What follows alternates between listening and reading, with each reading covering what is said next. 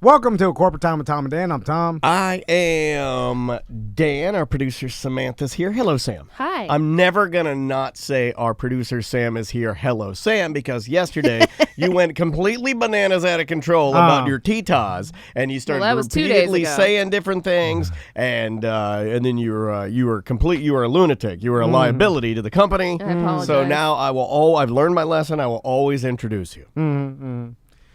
So, by the way, that's still on Twitch. I almost just yelled it out anyway. that's fine. Look, we got nothing but time. I mean, it's Fun Friday. Yeah, it used to be that those type of edits, when we had to edit that kind of stuff, it'd be like, I don't have the time. I got the time. Now I got the time. So if you want to say titties, you say it as much as humanly possible. Yeah. In fact, I think it's insane that we can't say the word. It's true. I didn't say that one because I don't want to give myself too much work. Yeah. It is ridiculous. And also... Oh, they clipped it. If you go to Twitch right now, twitch.tv/Tom and Dan Live, you can watch this show live. Well, we're live right now. You can watch it. They clipped that. It's also in the YouTube broadcast. If you go to YouTube and type in Tom and Dan Live, you'll find, I didn't realize how many videos we actually have on YouTube. It's hundreds of videos. I didn't realize. Did you know my wife told me something this morning that I didn't realize either? My wife said, did you know, tell me if you guys do this, did you know that we originally started this show in 2009? In 2010, we were on Ustream and we had cameras on ourselves. Yeah. And I said, no, we didn't. Yeah. And Andrea's like, no, you had cameras on yourself. And she pulled up a picture of the Ustream chat that we used from 2010. Yeah. And it was cameras up here pointing. She was right. And they were pointing on our faces while we talked. That's how long we've been doing the same setup. I mean, we've altered, Well, you knew how to do it back in the day. You were the first person that I've ever seen. Yeah, somebody nailed it in the chat room. Justin TV. I was on Justin TV, which I believe became Twitch, not Switch. I've been playing a lot of Nintendo. Did it morph into Twitch? Justin TV is Twitch. Really? I believe that's correct. So if you think about it, I was on Twitch in 06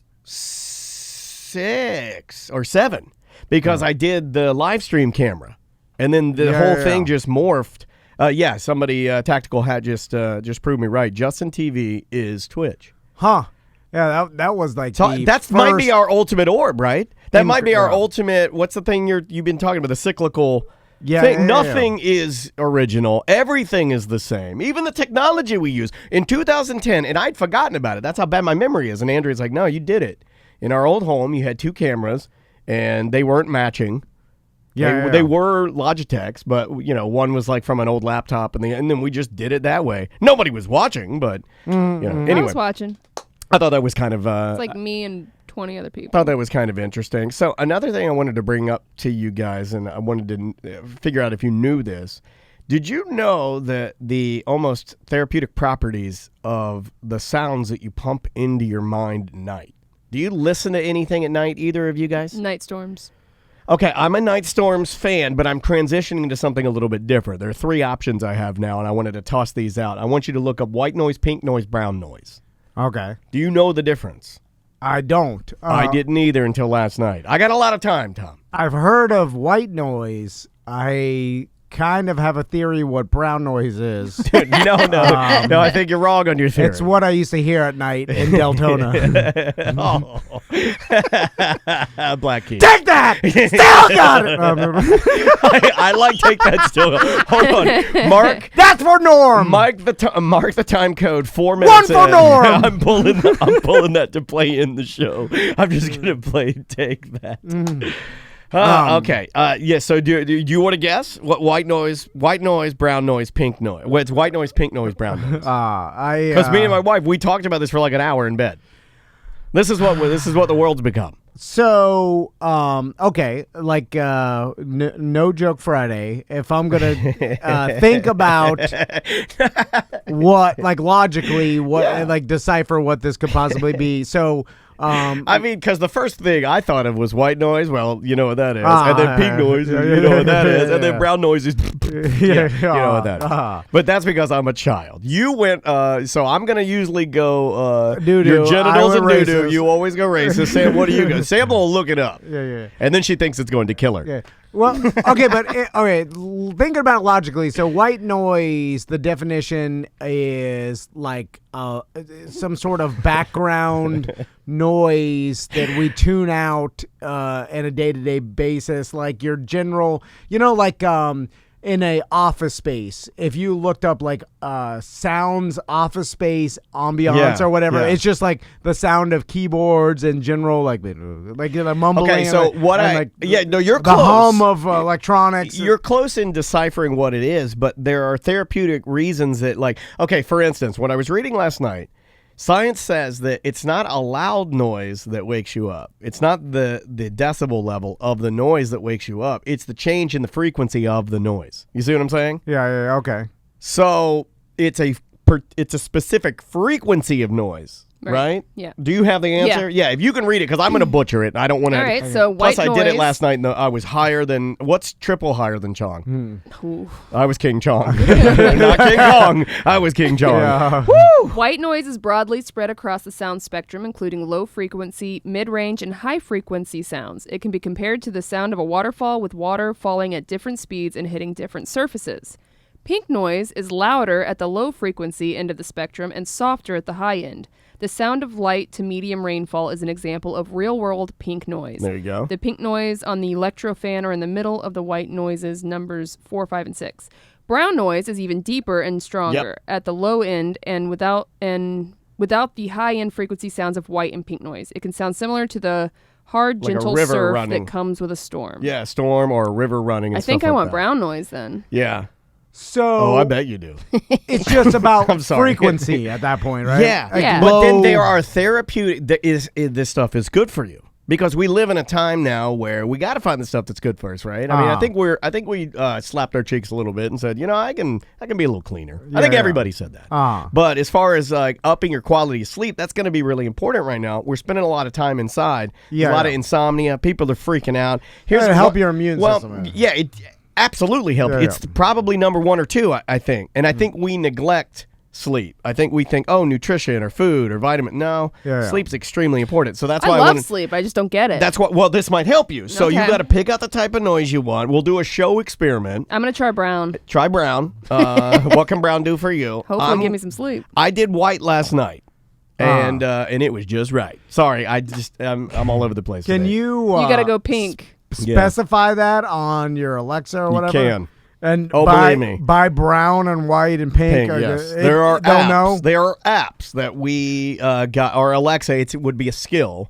You have to. So what's the best for falling asleep? Is it your personal Depends on the preference? person. Depends yeah. on the person because it's so specific. Like the one look up therapeutic benefits of white noise, pink noise, brown noise. Because like if I can find the article that I was reading, it basically outlined in kind of like dumb speak. It's like white noise is better if you're like this type of person, or if you like this. Pink noise is better if you're an anxiety person or a work stress person. Can you look up? I can look up anything. Look up. I want to hear the different. Look up white noise as compared to Okay, pink all noise, right, brown all right. noise. Yeah, I Just can to give totally me an do this. example. Okay, give me 1 second. Because if you're saying lower frequency brown noise, I'm thinking now of like thunder and like a rainstorm in the background. Like they have those. It's bigger than that. Think you're standing on the bank of the Peace River, but it's rushing. Think rapids, like a low gurgle. Think like it's more constant. It's not like thunder and then comes back. It's more of a constant low river rumble. There's also black noise. Oh, don't talk about black noise. Norm. That's hard. Is that what you're going to do Jeez. now when you have a racist thought? You're just going to yell norm? Yeah. I like that. I approve of that. So Yeah, what's black noise? now, how do you actually figure out what's better for you? Because I feel like if you were listening to any like sleep ambiance like noise, whether it be rain or stream or all like you wouldn't be able to really determine which one was helping you fall asleep Oh, faster, God, you know there's what I'm saying? blue noise now. I found another No, article. too many colors. Like Black noise is essentially lack of noise. It's complete silence. Oh, really? Well, that's not black noise. That's silence. Well, So It's a great band name, though. I'm sure somebody took that like years ago. But Black Noise is an awesome band name. could you be able to tell by how tired? I just makes farted you? and it smells like brown Don't noise. do it. My God. Or His death noise, death rattle. would you be able to tell by how much you like it, if it is actually helping you more, or is it in your brain and you wouldn't be able to really notice? I think you would have to try to do a Trial and serious error. experiment and keep a journal or something. You know, there's something none of us are going to do. Because if you like it, it doesn't necessarily make it where it helps you sleep, right? It's supposed to be something that helps relax you, I guess, right? Here's white noise. I'm going to give you some noises here. Okay. This is white noise. So you just keep that on in the background. That's too much. Well, no. Is that static? Now, remember, too, that you guys have this in your earphones. You run it in your bedroom, you're going to run it about like that. Still don't Right? like And it. you got your fan going. Oh, believe me, you'll like it. This thing, it obliterated me to sleep. Like, as soon as I hit the pillow, I'm just kind of listening to it. Andrea's talking, I'm out. Give me the brown noise. Is that static? I'll give you the brown noise. But that's that's just like static, right? I guess you could consider that, I think all static is white noise. Not all white noise is static. Yes. This is weird, right? Higher frequency rainstorm kind of sounds like static too. Yeah. At first when you started playing that, it sounded like a shower. Right. Yeah. Here's pink noise. Okay. Prepare yourself. Here we go. Hear the deeperness? Yeah. Okay. It's not quite as up in the stratosphere. It's got more mid levels. All right. It's got more mid levels. So it's just a right. lower frequency static. Yeah. And, Brown. Here is brown noise. Hold on. Okay. Here is brown noise. Yeah, give me that one. I'm a brown Give guy. me that one. low. Yeah. Yeah. I ran. I think I'm gonna run brown It's tonight. like I'm sleeping on the beach. Yeah, because it's But it's not ocean. Your brain is. You've heard ocean so many times. Yeah, but that it's your the same, brain. same frequency. Yeah, it is. But think about this. I'm going to play this. Your brain is going to tell you when I hit it that that's the ocean. It's not. It's a constant sound. Your brain is making it the ocean. Yeah. This That's is what I constant. listen to, basically. Yeah, I like. Okay, but so we all agree that brown is okay, and gray. Here's gray noise. Gray's high pitched, right? Or 10 is that seconds blue? of I got gray noise and I got weighted inversed gray noise. See, this is super technical stuff, dude. This is like mind control. There's gray noise. What do you think of gray? I don't like gray. I'm not into it. Yeah, I'm not into Yeah. it. Let's try this reverse gray inverse. Seemed like everybody would be in the lower. Ooh. No. Yeah, I don't. I That can hear hurts a my really ears. high pitch sound in Yeah. there. I don't like that at all. So we're all in agreement that brown's the way to go.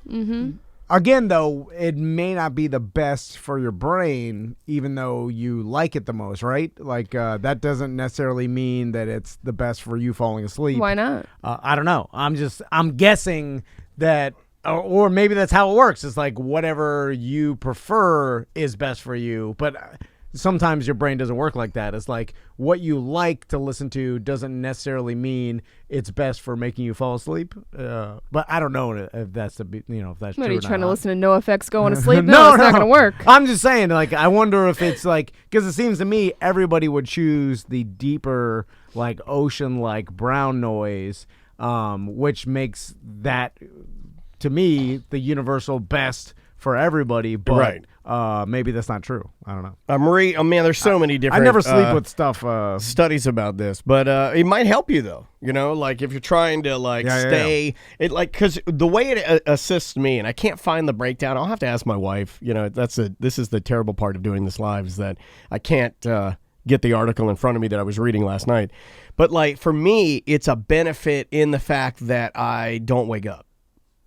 Okay. It keeps a little bit of steadiness in the room. And lately, since I've been using this, I used to use night storms, like Sam's saying, but I've transitioned to white noise because the storms go in and out. The white noise is constant; it keeps me asleep, so I don't wake up anymore. So I do that move where I wake up at 6 or so, and I'm like, oh, I gotta pee so bad. I knew I didn't wake up that night. Yeah. Because normally I wake up right around 2 or 3 to go to the bathroom. Something happens, my body kicks me. I don't know what it is, but something changes and makes me get up in the middle of the night almost every night. Yeah, what wakes me up is Tommy hoofing my D. Yeah, with his cold. The cold D hoofing is. Yeah, and then he hoofs it a bunch of times, and then he Does he wear shoes like no, golf no. cleats? Just cold, tiny feet. Then when I flip over, so he doesn't hoof my D, then he tries to get his hands and feet underneath my back. Oh, because you're warm. Because I'm warm, and then I have Put to some socks Yeah, on this give that kid. man a blanket. I have to sleep with bony human Frozen ice cubes under your back. Like the whole night I'm sleeping there. You gotta draw some boundaries. Yeah, son. that sounds miserable. You gotta go back to your room, put some socks on. Nah. At least get some socks on. To me, it's like it'll only be a couple more years. No. Oh, man. You know how weird it's gonna be to explain to your friends that you're 18, you still hoof your dad's teeth. He's bigger It than hurts really bad He's now. bigger than Tom. Yeah, he's strong as hell. He's absolutely strong. So how are things for you guys? Are we acclimating a little bit? Are we getting back into like a? Because I think everybody that's listening to this is, everyone's obviously been affected, but I think some routine could actually benefit all of us, right? Yeah, well, I mean, nothing's really changed from No. our schedule. We Yeah. still come here We every come day. here, and we then- go home. Yeah, and then so the Yeah. weekends are the weekends, except for the fact that we're not all going out now. I will say my weekends, I don't have anything scheduled to do, which Yeah. is like very new for me. But you can't really schedule anything because nothing's really of course, open. but I'm except saying like, that hasn't happened in years probably, where I've had nothing to do. well, I mean, because I think everybody likes to lay. Man, this is hard for me to say, but I think everybody likes to kind of wallow in the bad parts of all of this and what we're going through. But Try and find the good stuff. But yeah, I mean, will we, because this is happening, will our homes be in better shape? Will our bodies, if we can get good sleep, like I'm talking about, can we turn this into something where, because I was talking to Juan in our Twitch chat room, and I was talking to him about how I feel like more than just the virus aspect of what we're all dealing with here, I think there's a bigger aspect in that I think we have this intense addiction to processing information as quickly as humanly possible with our devices. And it's really unhealthy right now. I think it's really, I mean, getting pertinent information if there's an emergency is extremely important. But being bombarded every single minute and just it's bad for you. Yeah. Constantly just going back to endless news streams and stories and the same story about the same thing over and over. So I have a theory about this, and my theory is Can't that be for good. people like me that have always been on the fence about social media or being locked to your phones or getting this constant barrage of information, I think it's going to be a deal breaker for some folks. I think this particular historical moment in time is going to be a defining line of what and how we approach social media moving forward.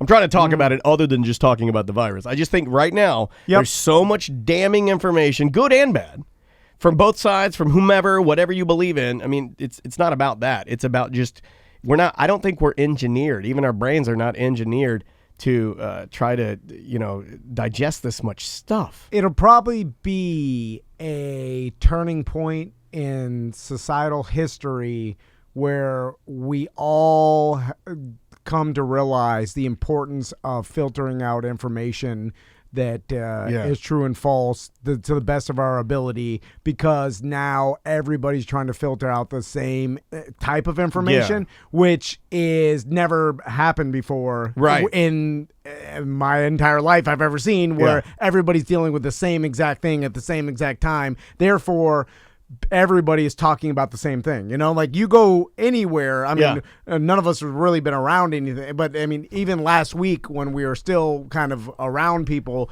everybody is talking about the same thing. Obviously, everybody's talking about the same thing on social media.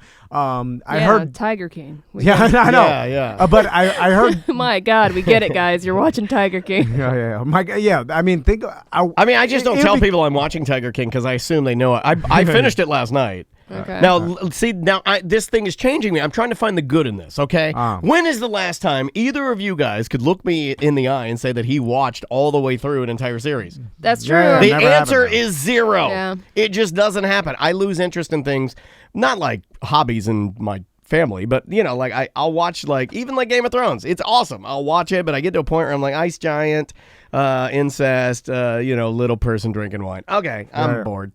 I wonder, I heard Jimmy Kimmel in some podcast interview talk about, because he's obviously been not broadcasting because of the live audience thing and stuff and he's been doing blogs and stuff on the internet. And he had this theory briefly about how like when big things like this happen and things, it tends to change the landscape of like media and then how people consume things, and because all of a sudden it flips. Like people, it gets them out of their normal routine, and then when they start a new routine, they are like, oh well, this, it breaks their other thing, and then it changes how business is done. Well, it's like breaking down muscle fibers, right? Is what you're talking about. It's like going to the gym. Yeah, and he made the analogy of like terrestrial radio versus podcasts and things, and now that has been a slow burn. Yeah, as I say, that's already kind of been shifting. Yeah, that's been shifting, but on TV, he was talking about like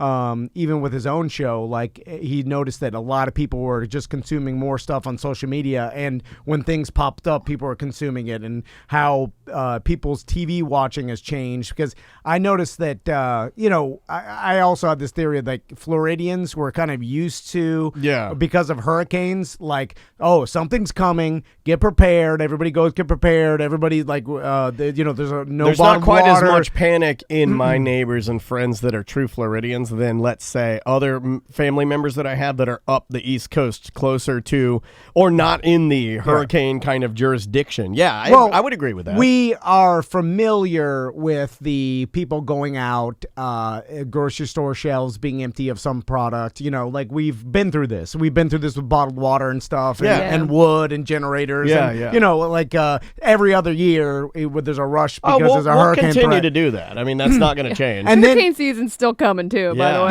No, I know. In fact, here's a good. I got to point out a good. I think more people that don't take hurricanes seriously took this seriously. They'll be prepared when the next hurricane comes because they'll have some stuff left over. Oh, yeah. And then that's a positive. And then maybe. Then you I have no faith in humanity.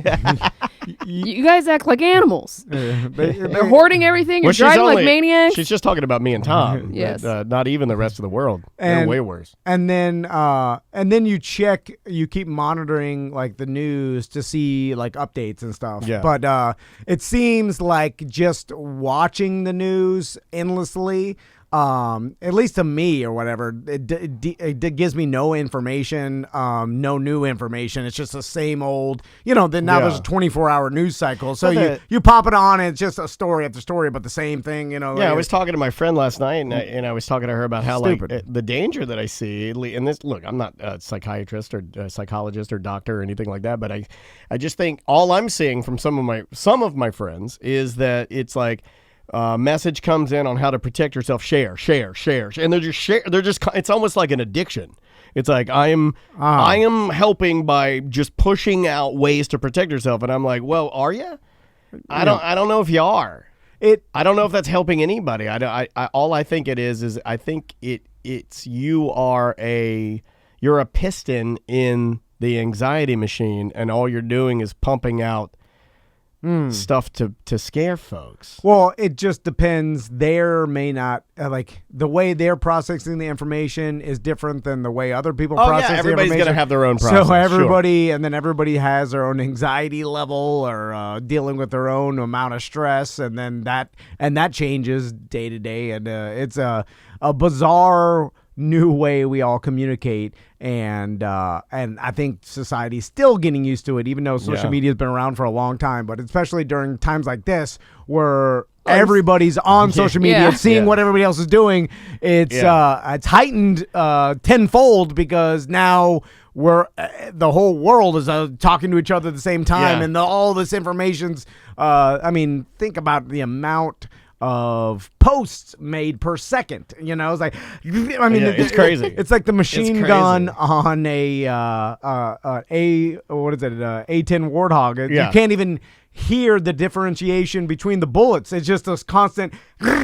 It's just It might as well just be white. It's just white noise. It's literally just a bunch of little tweets going out there to the point where it just makes up a full block of noise. There it is. All instantaneously happening. It's like a laser of information. And you're only getting the information or the white noise in your bubble, which who knows what that bubble is, because you've gotten rid of everybody that you don't agree with. Yeah, any frequency that you didn't like, you deleted from your laser, right? So you're getting the frequency that you want to get, in your white noise. So you're directly to shooting yourself in the face with a confirmation bias laser. Yeah. All right. Which is a bizarre social experiment that we'll see what happens because. And what happens next? Oh, buddy. It is crazy.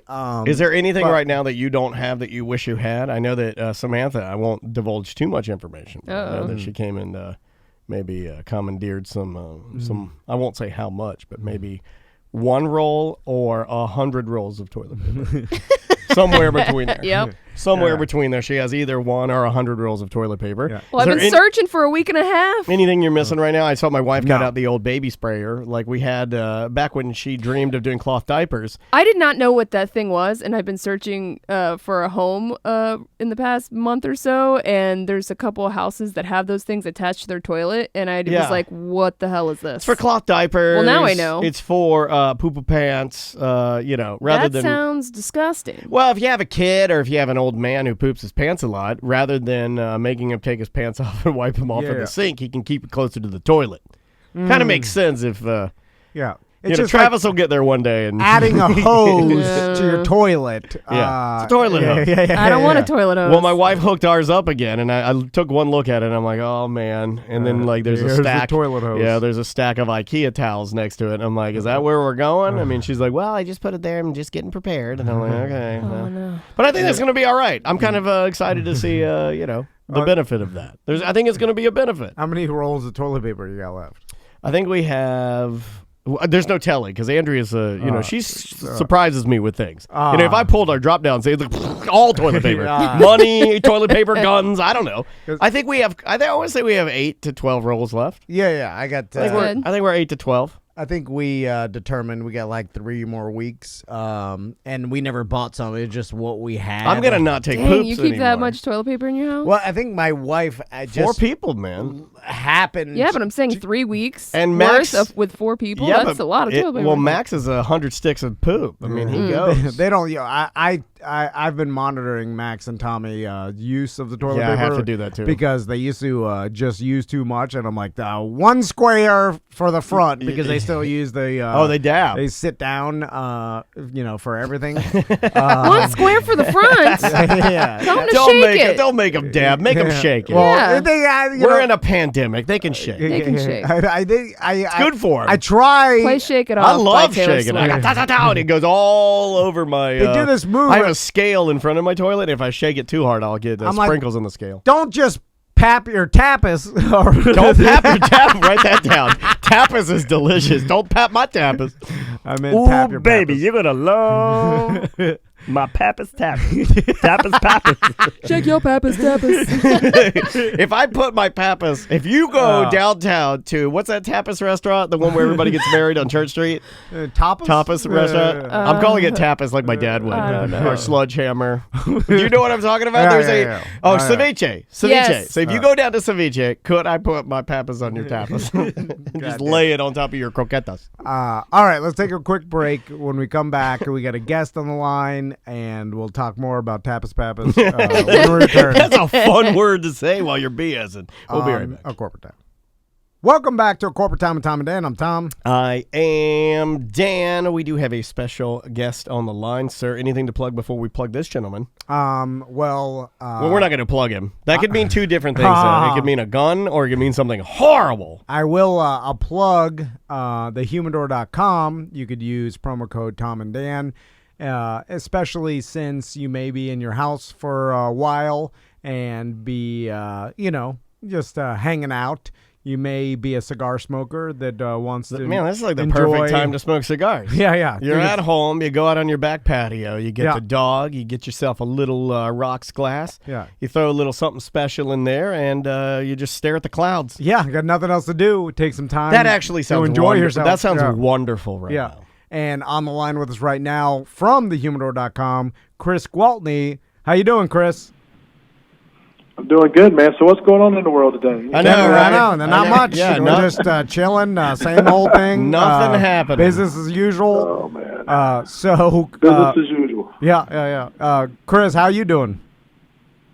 I'm good, man. Everything's good. Under the circumstances we're in, but we're just trying to trying to make sure all the cigar peeps out there are taken care of, and the cigar world's it's kind of frozen right now from a production standpoint. All the factories have closed down for at least 30 days. Okay. So nobody's making cigars, but most of the cigar companies are still shipping them, and I have been the last couple of weeks stockpiling as much product as I can. So if there is a eventual disruption in the supply channel, then we'll be able to ride it for a little while. But oh wow! But today it's hard to keep up. It's hard to keep up, though. I mean, people, just like with everything else, people are stocking up on all their essential items. And if you're a cigar smoker, cigars are essential for you.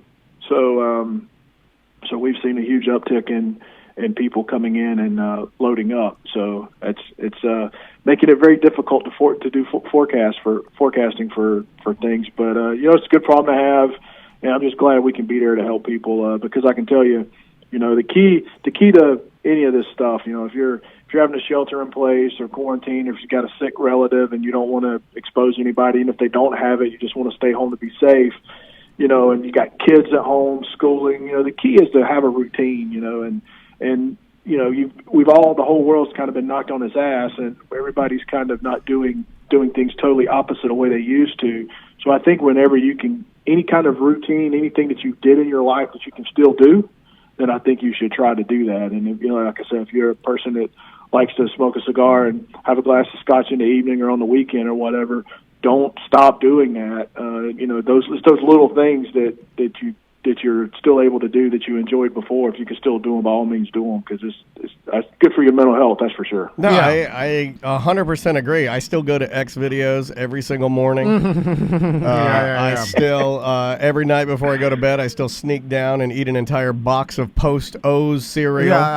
It's the little things. Yeah, keep your stress level low. Now, it's interesting. So Chris, they stopped the manufacturing process. And where's the most cigars come out of? What country? For what we consume here in the U.S., almost all the product that you're buying is produced in either Nicaragua, Dominican Republic. Those are the two largest producers.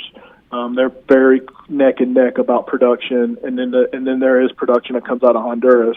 Now, there's more tobacco grown in Honduras than actual cigars produced, but there are factories in Honduras. There's some big factories in Honduras that make a lot of cigars, but not to the level of. There's a handful of major production going on in Honduras, but there's 20, 30 major factories in the DR and in Nicaragua. So that's where they're mostly coming from. And although these places haven't, been as hard hit as Europe, obviously, and other certain parts of the world, China, South Korea, Italy, and then now New York's becoming a kind of a hot spot, obviously, for us here in the States. But even though they haven't been affected with the number of cases, they're being very proactive. It seemed like as soon as the United States started taking it serious, everybody else started taking it serious, and so you're starting to see a lot of these Central American countries and Caribbean countries shutting things down and really limiting access in and out of their country. Right now, you can't get in or out of Nicaragua. If you're an American and you're in Nicaragua or Honduras right now, unless somebody's got a private jet, there's no all the airlines. There's nobody sending planes there, and so there's no way for you to get out. Yeah, so you were talking a little bit about production being down, but how does that affect if you step back even further? Do they have to make special preparations to save crops or to preserve, or is there a shelf life? Well, I think you're going to see. I mean, as far as tobacco production right now, that's still going to go on. Right. The tobacco part of the business, you can still farm because. I don't know if you've ever been to a tobacco farm, but there's pretty good social distancing there. Right. Yeah. That's good. You're working outside. You're not really. I mean, they probably may have to make a few exceptions inside the curing barns, but for the most part, the tobacco processing, it's a hands-on process. It's kind of out in the open, so that's still going to happen. You're not going to let, just like here in the States, we wouldn't let crops die in the field because of still people are going to tend to the crop part of it. But as far as the factories where you have hundreds and hundreds of rollers sitting elbow to elbow rolling cigars, that part has stopped. So the production part, the manufacturing part of cigars has stopped right now. Doesn't mean they don't have the people are still at the factory, still shipping cigars out of the factories. Because you got to think about it. When from a time a cigar is made, like if you got people rolling cigars, when they roll that cigar doesn't immediately get shipped out to the United States. After it passes inspection and meets muster, then it goes into a room to be aged. It could be aged for anywhere from 6 weeks to a couple months, and it sits in the room and it has to age because it has to get the moisture content down a certain level so the cigar stays lit. It has to get all the flavors kind of come together. They call it the marrying room or aging room. And then after that process, when the cigars are determined they've been in there long enough, then they get packaged up and then shipped out to the States. Well, you got to think that you have an assembly line situation going in a factory, so you got cigars being rolled every day. That means cigars are being placed in the aging room each day, and it's a cycle. So when cigars get ready, the cigars that have been in there long enough to be shipped out, they get removed and they get replaced with new product that just got rolled. So it's a vicious, it's a constant cycle of replenishing the cigars in the aging room with new product versus the product that you've just taken out of there. So right now what's happening is you still got a lot of product in these factories that are aging. Finished product is aging and being taken out and packaged and shipped right now. But what's going to end up happening is right now there's no new product replacing the stuff that's going out. Gotcha. So if that supply completely gets exhausted and there's nothing left in the aging room when they come back to work and start rolling, then it's real simple math. If it takes 2 months for that cigar to age, then it's going to be 2 months from the time that first cigar goes into the aging room to that first cigar is going to be ready to be shipped out. So So in 2 months from now, there may be a slight shortage on product. Yeah, I think they can mitigate the lack of product if it's 15 days, 30 days, whatever. And I think you can kind of spread that out over time. Look at your sales forecasting and maybe cut back production on certain lines so you make sure, and you can look at what your inventory is and what you need to produce. But you start getting into 60 days and 90 days, then I think it's going to be very difficult for them to get caught back up to what the demand was for the product, even to what the demand was for the product when they started. Yeah, see, now you got my mind swirling. Now you got my mind swirling about whiskeys and all these handcrafted products that have to go into the barrels. They got to go into rooms. I mean, I've never really thought. This is the kind of stuff I want to talk about right now because I think it's so. If you stop production now, it doesn't mean the supply is going to be affected until months later because of cigars and booze. I see all my friends doing cigars and booze online right now. I mean, look, it's what we do right now because we're, especially around here, we're the hurricane people. Right. Well, the thing with booze you're talking in terms of years. So is a couple of months going to really affect bourbon? You got to wait 10, 12 years for your if you like that 12-year-old bourbon, well, it's got to sit in the barrel for 12 years. So what's the difference 3 or 6 months going to make to that situation? Sure. Probably not as big of an impact on that, but when you're talking about cigars, it definitely will impact it because the cigar industry, basically, I don't want to say to compare it to the restaurant industry, they're kind of like short order cooks. They produce product based on demand of the market. They can't afford, if you're a cigar manufacturer, you can't afford to make a whole bunch of cigars and hope you sell them. You have to make product that you know you can sell because you have so much of your capital, a majority of your capital is invested in raw materials, which is tobacco. It's just sitting in warehouses aging. So you can't afford to have a bunch of finished products sitting around not selling. So the key for them is, and the ones that are successful and the way you stay in that business for a long period of time is having a very good system of being able to produce just enough product where you sell through it, but not too little enough product to where you run out. Right. So that's that magic line for cigars. So cigars have always played into that. That's the game they've always had to play. So when you start having these forced shutdowns, then it really makes things difficult for something that's already a very difficult process to forecast and to produce because you're basically producing on demand. So, Chris, I know I've asked you this before, but if you got a box of cigars, or say you got an extra box because you wanted to have an extra little bit of supply. Are you trying to grift a box of cigars? No. Oh, okay. I'm just wondering how long will it last, stay good in a humidor at home for like what's the amount of time a cigar will stay good in a humidor? Personally? If you could just pick an average. In a humidor, yeah. If a humidor, if it maintains it the correct, you maintain the correct humidity level in your humidor. They don't expire. Really? So Yeah. literally infinite. Yeah, he's talked about the ones that have ever not been used and weren't stored correctly in like transitional periods when they were moved, or or at estate sales where they just were laying around. Yeah. So in a humidor with the correct like settings, it is infinite. Like it will not go stale. Well, I mean, it won't go stale. Now, it may eventually get to a point to where the cigar is not going to get any better, and then now you're running the risk of the longer you keep it, then maybe something bad could happen to it. Maybe your humidity gets off a little bit. You got to remember that the flavor that you're getting from a cigar is basically coming from the oils in the tobacco, and you run the risk of, even if. Just think about it. It's going to be very difficult, even if you're very militant about maintaining your humidor, that it's always going to be perfect for 30 or 40 years, sitting in there, and you got a cigar in there for 30 or 40 years. So there's a chance that things get off a little bit. And if it gets off a little bit, that cigar may leach out a little bit of that oil.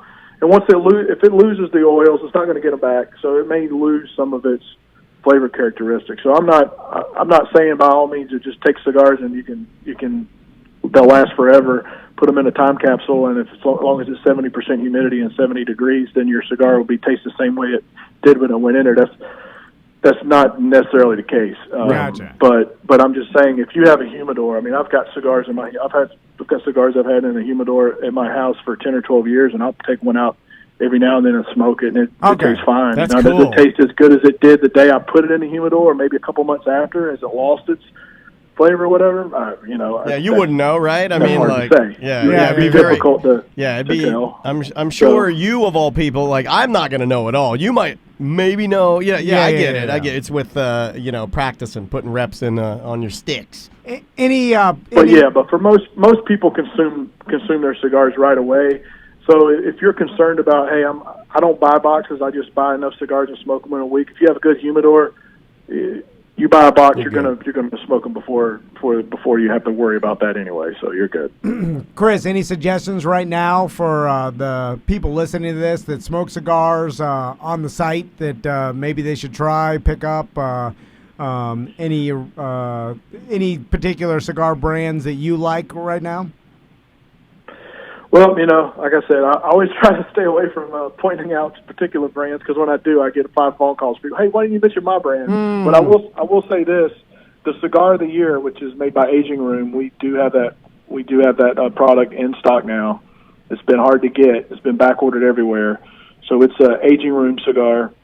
It's a collaboration between Aging Room and AJ Fernandez, and it's a really good cigar. The cigar was blended by.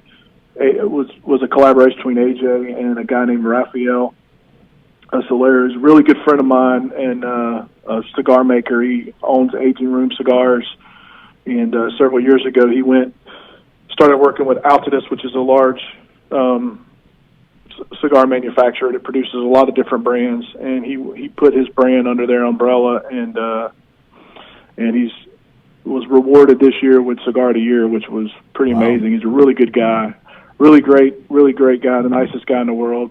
Great American story, a guy who came from Cuba with nothing but a shirt on his back and was a hospital administration for years, but always loved cigars. And he's been making cigars and started out very small and a really good guy. So it's a really good stick. We have it on the site. I think you'll probably we're sending out some emails about it. Nice, cool.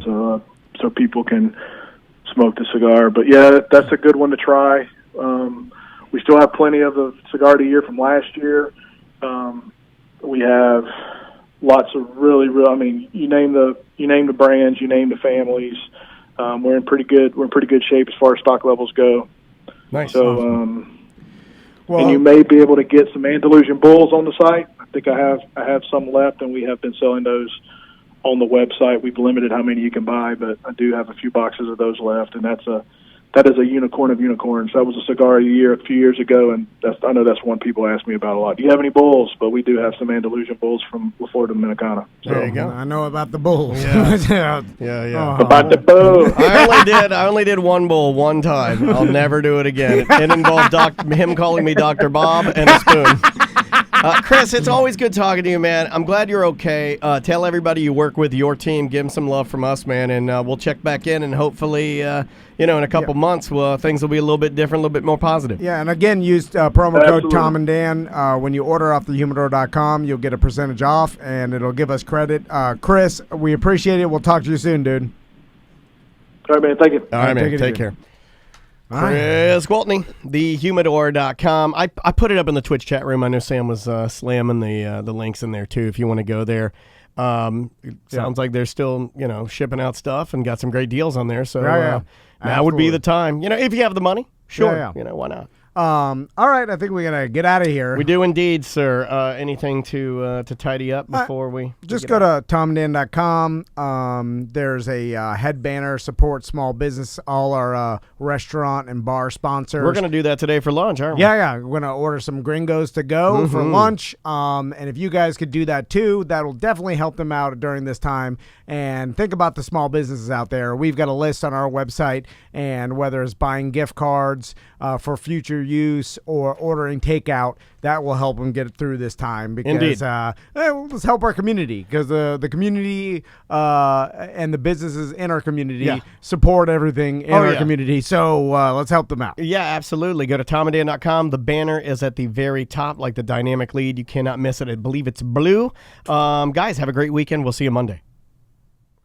Welcome to A Corporate Time with Tom and Dan. I'm Tom. I am Dan. Our producer Samantha is here. Hi. I always say that now. What shirt are you wearing? Is that a Swervy Jones It's a show? Swervy Jones fam shirt. I like that with a Jones fam barbecue. with a Trey pig on it. Yeah. Right. That's when Trey dressed up like. They like to rub your butts. Yeah, but he dressed up like Paula Deen, right? Yes. That's like his thing. I didn't realize what a great cook Trey Oh, from yeah. Swervy Jones is. Shout out to Swervy and Trey. We hope you guys are safe. He's got But, a show cooking up comedy. yeah, Check it's out their good. Twitch channel. It's good. I actually watched him. If you're looking for fun things, you can support local things to watch too. I watched him. You would think this is the worst. He made his own chili powder Really? out of real dried chilies. Did he grow his own? No, he bought them in a bag, but he grinded and he added like little nuances and things to it to make it. He's like, you'll never buy chili powder again, right? You hear stuff like that, you're like, no way. Too time intensive. Well, yeah. Crazy. When you're grinding dried chilies to dust and containing it, like too much prep. I for love me. that kind of stuff now, man. I've been making my own barbecue sauces. I want to make my own ketchup. They used to have a ketchup at the Oblivion Tap Room here in town that we did. I think our Lambo D meetup, our second meetup, Yeah. our third. Yeah, it was and one of those. they used to have a smoked ketchup where they made their own ketchup and then they cold smoked it. Yeah. With tater tots? Come on, man. But that's not what we're going to talk about. We're going to talk about something else that you can kill time and maybe put a little money in your pocket. Yeah. Our buddy Craig LaFleur is on the phone with us. What's going on, Craig? Hey, how's it going? I'm eating a white bread sandwich here, and you're talking about smoked ketchup and me all hungry. You Now I could've- feel like my condiment game is way off. I know, and we just had Gringos. I'm Yeah, sorry. yeah. I'm sorry. Oh my God. We should have told you to lie when we called in and say you're enjoying a Johnny's triple cheeseburger. Yeah. Full disclosure, I'm super low key right now. I know you are because Because it's so I he's ate a tired. Gringos quesadilla and fast. You hot ate it. I'm used to eating some BS salad or some garbage health food that I've been trying to do. A and, teeny tiny smoothie. and I'm gonna tell you, I feel like Superman, right? I have my proper amount of calories, and all we had to do is order Gringos Locos on Uber Eats, Yeah. and came here fast. Oh yeah. By the way, Uber Eats and Gringos, and I'm just gonna say it for them because it's the only one I've done. But I'm gonna start trying all of our like watering hole sponsors. I'm gonna start yeah. using Uber Eats and DoorDash. Yeah. It was super fast. I Yeah. can't walk to Publix and come back that fast. Plus, it I don't think supports it's them. normally that fast. Yeah. What do you mean? I don't think it's normally like you get it so lickety split. Do you It think it's depends. because people are not? Well, there's no traffic Yeah, outside. it's And- great time to order. Well, also, we're Right. right around the corner from Gringos. that's true. But be patient and tip well. Yeah. What's going on, Craig? You been well? Oh, doing well. Like everybody, I guess, working from home, bored out of my mind for the most part. Before this, kind of like you guys, trying to eat healthy and stay with a lot of protein. Yeah, that's not happening now. I'm having all the carbs. Yeah. I'm eating cupcakes. I threw it all you out don't the even window. eat sweets. I'm justifying it in my mind. I'm like, I need to carbo load so that I need to gain weight. Therefore, I could last longer. Big fat Tom Van will, will survive longer just off the No, his we'd fat eat you reserves. first. Or that. Oh, but he's very Or- strong. I Or he'd use all the toilet paper because he ate so much. Yeah. So speaking of, being stuck inside and things to do, Craig came to us about 3 weeks or a month ago and told us about this online poker that he has been doing, and he's like, man, let's get together and do something with BDMs, and that's where BDMpoker.com came from, and it's a way for people to play poker online. You can play on your phone. You can play with real money. You can play these free tournaments that they have all the time. And Craig told me a story a while back about one of these free tournaments that it blew my mind. And Craig, go ahead and tell that story because I want the listeners to hear it. Sure. So it's funny. We're using an app, right, available on your mobile device and stuff. And I started a club because I got a lot of friends who play poker and stuff. That way we could kind of play games with each other. Yeah. But then they also have games where, in the end, it got so popular, we joined a union. So a union is just a group of clubs.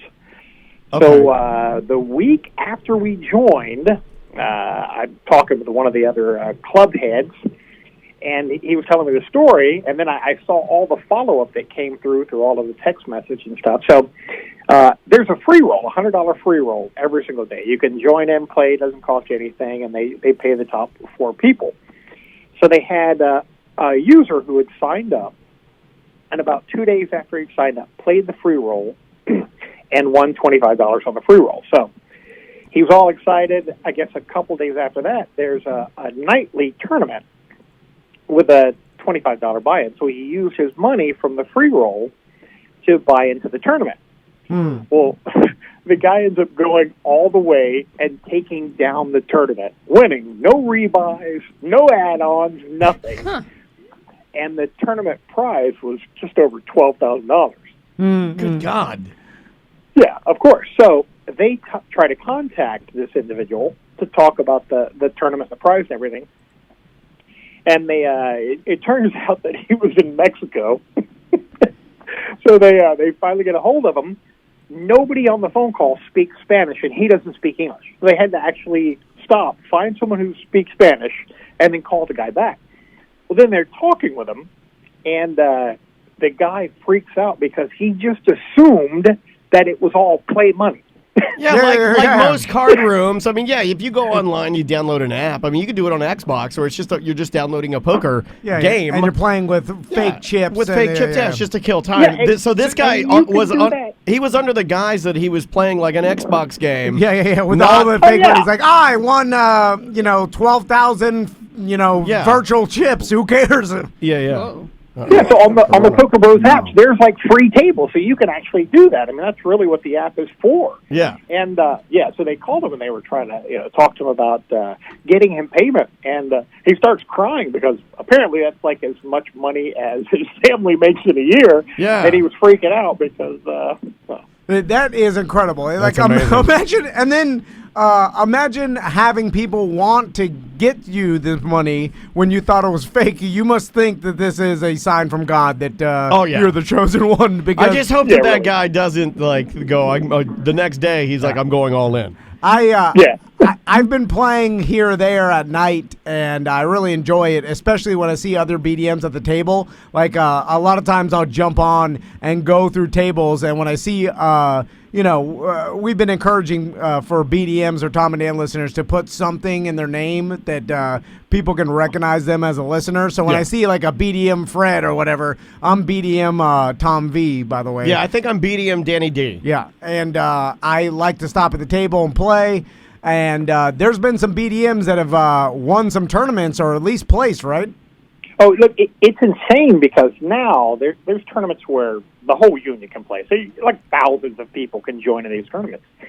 And there's like a $5 friendly tournament, and there's a $25 knockout. So there's some low price tournaments. Sure. And that's mostly what I play in and the other BDMs and stuff. But I think we've had a BDM finisher, or at least one of our club finishers, in the tournament every day. They finished in the top 10 for the last week. And on Saturday, we had BDMs finished in the top. See, we had a club member number 1, and BDMs finished 2 and 3. And then we had 5 out of the top 10. That's a lot. Yeah. Oh, it's insane. Yella, you have 50% of the winners in your union. Yeah, I think we had about 180 people in that tournament. So I'd say, and I went back and counted, and we had like 16 BDMs. So, like 10%. And for us to capture 50% of the win, pretty good thing. Yeah, Hell yeah. That's really good. And so if you go to bdmpoker.com, there's a list of things you should, how to get involved, how to play. Super easy. You download the Poker Bros app, and then it'll show you how to sign up and deposit money if you want to do that. But like Craig said, there's a free tournament each day, and there's constant tournaments on there, or you could just sit at cash tables and play as long as you want. Well, Craig, take it easy, dude. Yeah, thanks for the time, man, and we're glad you're staying safe. Enjoy your white bread sandwich. And me and Daniel were talking about a time that we can jump in there. I want a designated time so I can tell all the listeners, hey, this is when we're playing, so I can get myself a cool beer. I want to sit out on my balcony, put the fan on, maybe get myself a cigar. I want to do it right. There's a Facebook page. Craig, what's the Facebook page for, is it just BDM Poker? No, it's Pocket Pair Poker Club. Okay. Pocket Pair Poker Club. I like saying that. Yeah. So if they are a BDM, there's also a group called BDM Poker where they can join that group. Okay, perfect. Awesome. Well, Craig, we'll talk to you soon. Take it easy, dude. Have a great one. Be safe, guys. All right, we man. will. You too. It's always good to talk to Craig Lafleur. So Andrew is here. How you doing, Andrea? I'm good. Hey, Boo. Hi. How are you? You brought the dog, too. I brought your boss. Yeah, Yeah. He hadn't checked in on you guys for a while. Caesar, so. the dog, is in here today. He's hanging out. How's looking- Caesar? Just as chill as Oh, always. look at him. Oh, There he yeah. goes. Oh, yeah. That's as much as he does. Yawning and farting. Yeah, that's all he does. He's 14 now. He had Yeah. a birthday. If I spray cologne on my boots, will he start attacking me? No. This And then I'll whack him with my cane. He was sniffing around for that Gringos. This, though. his best, he's in the studio today, and you guys actually get to see it. His best sense is obviously his nose, because he's deaf now. I mean, I don't know if he is really deaf. The vet says she doesn't really know. Let's just say it's selective hearing at this point. His eyes seem. She says they're good, but there are times when he looks around like anybody's grandpa would have been like, where am I? Looks like an kinda idiot. like my dog. But his nose is spot on. If I open anything in the house, if I open like a can of one of his favorite things, I'll get him, if he's on the 3rd floor and I open a can of like Star Kiss tuna or open a can of canned chicken. Boom. I mean, you hear him, it's almost like the smell, like a cartoon wafts up the stairs. As he comes in, no matter what, he'll be there. It's really, really weird. But yeah, he got a good report for his 14-year visit. She was really impressed with how he's doing. The only thing, since I've been working from home, he'll come up and he'll whine to me, and he'll only stop whining when I put down Maisie's little chair and he can get up there and sleep. He just wants to sleep next to me. Yeah. He's kind of a weird dog. He's not, I guess the only benefit he gives me is that he doesn't cause much trouble, right? Yeah, well, it's a perfect dog. It's like a cat. Well, unless you want to play. with him. No, because he doesn't play. He doesn't play or No. fetch or. He doesn't bark. He doesn't fetch. He doesn't play. He It's doesn't like a run. cat. It's literally a dog. But cat. cats are a-holes. He's not an a-hole. He's polite. He's nice. You know, he's just like He's sleeping. He's kind of like non-existent. He's only a dog when I need him to be a dog, and the rest of the time he just But goes away. He's a good cuddler, I'm assuming. Oh yeah. Yeah. Sometimes. He's good for Sometimes. cuddling. He cuddled with you the other night. Yeah, he did. He fell asleep with me, which is weird. He doesn't normally do that. So we got to get this guy to get a dog. I think now's the time. You're quarantined. Plenty of time to watch it. You know, As a Puppy. puppy, yeah. Puppy. apparently everybody thought the same thing, which me and Crystal laughed because we're like, everybody is the same.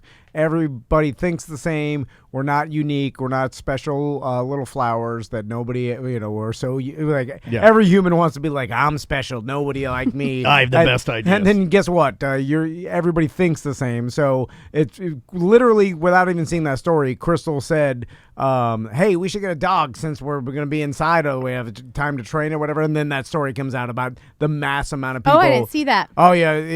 Apparently, there's been a huge rush to go get animals because everybody's the same and everybody Big thought, cats? Let's get big cats. Oh, yeah. I think now would be the time. Now that the heat is off of Joe Exotic, and it seems like more of the heat is on old what's her name, Carol Baskins. She's been having to monitor her Facebook like crazy because of the amount of hate that she's even getting. So now's the time for old Tom and Dan to get in the big cat game. They're not expensive. They're like $4,000. Right. I feel like that's tiger. a golden retriever. That's how much you're going to pay for a full purebred golden retriever. I mean, like right now, we could get 2 tigers. Where are you going to keep them? Oh, keep him in the studio. Yeah. So, We'll just yeah. Daniel and I, every night after we finish Get it, a we baby finally finished the whole series. We look at Caesar and we're like, come here, my baby tiger. Yeah. He's my baby Snow tiger. leopard. you should shave him and paint him like a tiger. I'll do it. Take him to malls. It's not abuse now because he's almost dead. Yeah. It's only abuse if I do it when he's young. Young animal. I'm curious, have you guys seen the Peloton community explode? Is there a lot more people on Peloton? Yeah, I imagine. Yeah. But the problem is when people are getting them delivered, they won't come in your house. So, I mean, you've got to set it up. That's the only thing I could see is the problem. It's heavy. I mean, ours, we made the guys take it up to our 4th floor. Yeah. But it was a year ago, though. It was a year ago, like 2 weeks ago, 3 weeks ago. But yes, it's exploding. And like any time you're on, you could have a class that has like 6,000 people in it. So yeah, it's the amount of people. Like I took a class yesterday in the morning, and it was a replay, but it'd been out less than 24 hours, and already like 17,000 people had taken it. Yeah. Like I was like late to the party, and it was less than 24 hours old. It's crazy. I wonder if, going back to like last week, I was talking about how things like this often change, like social norms, like long term and stuff. Yeah. And then people start getting used to just working out virtual workouts, and this could be the catalyst to why they started virtual workouts. Sure. And then after a couple weeks, like it takes you just like, they say 3 that, weeks, 21 days. Yeah, 21 days to become addicted to something or to form a pattern or whatever. So you spend that much time virtually working out without going to your gym or whatever, and you're like, well, I can just do this at home. Like, why would I ever go back, But it's easier right now, too, because so many people are working from home, so they can just go and Well, that's what I'm saying. I mean, I wonder if they'll just keep doing it and not go back to the normal gym activities and not go back to the normal things. I do miss. So I've been doing the bike, and I've also been running outside. I do miss sometimes a treadmill run because it's a little more like if you're training, like a little more consistent. And that's what I was doing at my work gym. So that's the only thing I miss. So there are things that people miss. I mean, if you're a weights person, you're not getting a weights thing, but there's a thing called tonal that is like you put on the wall, and it's like a weights thing. People are getting like the Peloton and the tonal, and then you never really have to go back to the gym. And really, gyms are kind of gross. Not Right. all of I them, mean, but yeah, I'm when just you saying. They are. Well, any place, and let me just blanket the statement because I love gyms. I mean, like.